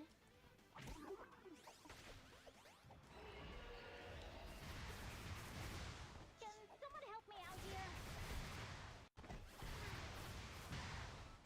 It is funny thinking of a game that has no DLC plans. That's so very rare in this modern era and industry.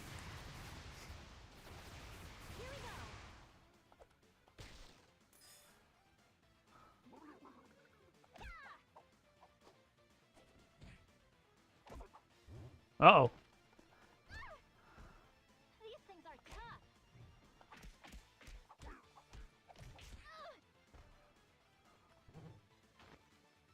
Yeah, that's true, Dexter. These things are tough. But even a lot of indie games nowadays launch with DLC plans because it's such a good monetization thing.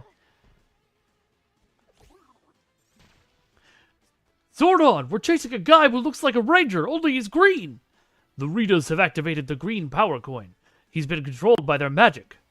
If he's under their spell, we've got to break it.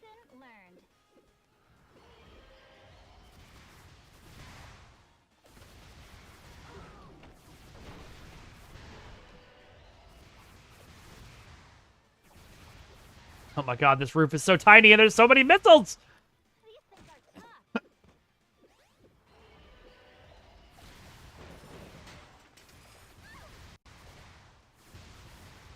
Ah, the grand tradition of eating trash food. Also, I love that those birds are completely non-perturbed.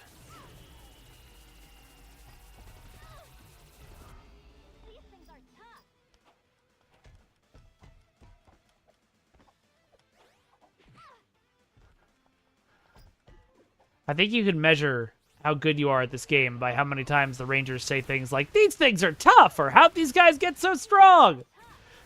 There she goes again.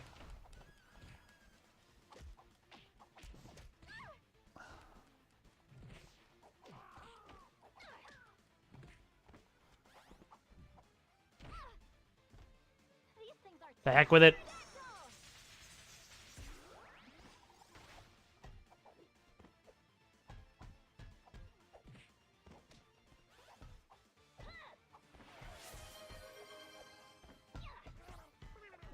Thank you, Dexter.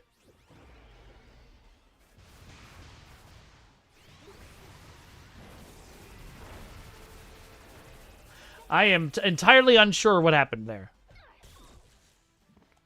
Stop! Let us help you! Rita is controlling you! She's evil! Yeah, and so am I. There's something so familiar about him. Oh, man.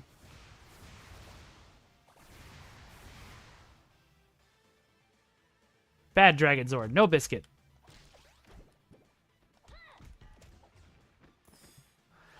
I quite like that those putties bombed themselves.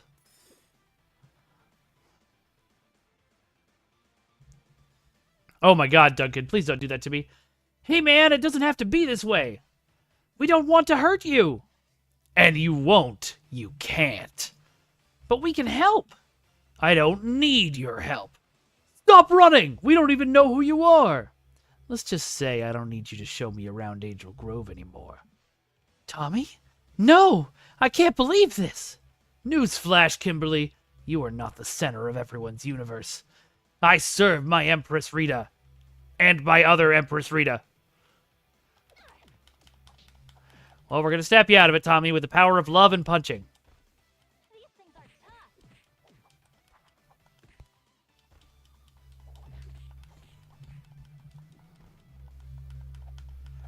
I feel like the fin on the back of his head is too big.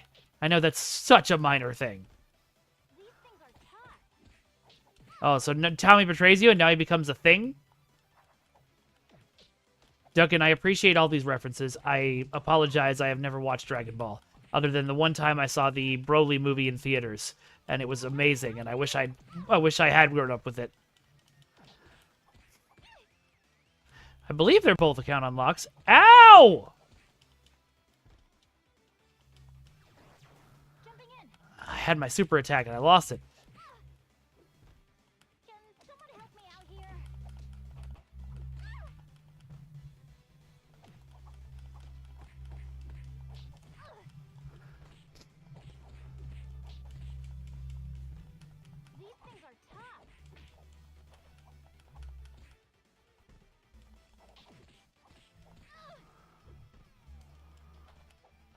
This is a difficult fight. And I'm gonna get knocked off this roof. Oh, nice.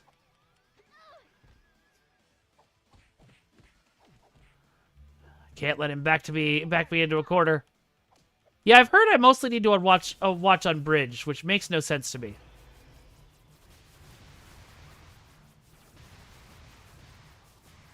Because, like, abridged is the comedy version. So I don't understand how it's a,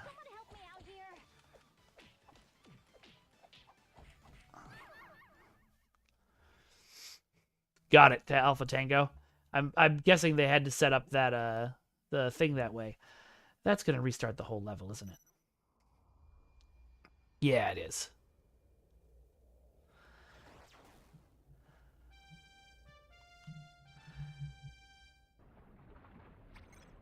Okay, so the thing is, I sort of had lunch. I had a very quick sandwich before we started because I wanted to make sure I had everything ready for Dan.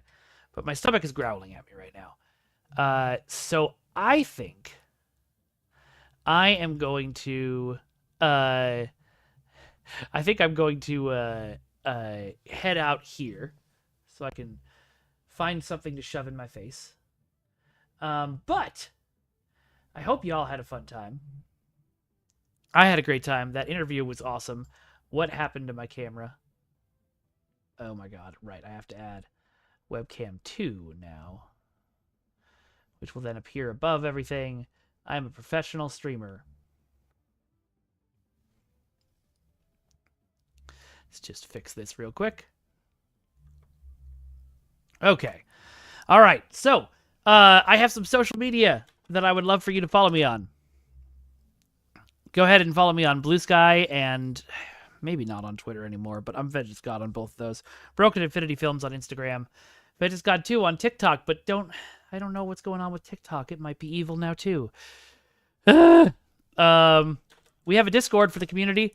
Right now we are getting suggestions for emotes, and I think it was Fragrance dropped a really good one that we're definitely going to integrate. I'm just letting you fix it because you said you didn't like the edging.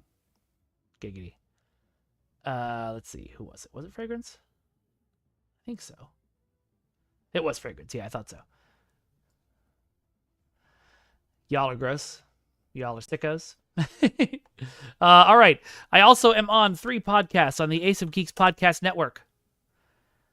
The first one, the Ace of Geeks Podcast, is 4 best friends getting together every week. Each week we bring a piece of media that we saw or consumed. Very likely we'll have an episode about Skeleton Crew very soon. But then everybody brings their own piece of media, and then we make them all fight to the death. It's quite wonderful. And then I also have the League of Swords. You saw it on our break today. I would love for you to hop over there, give the YouTube channel a follow. We should have a new video out soon. And finally, I've got a wish list if you want to buy me stuff. But most of all, thank you all so much for being here. Fragrance, thank you so much for modding. And Disco, I think you're here too. Thank you for your help too, Disco. I am going to see who we can raid.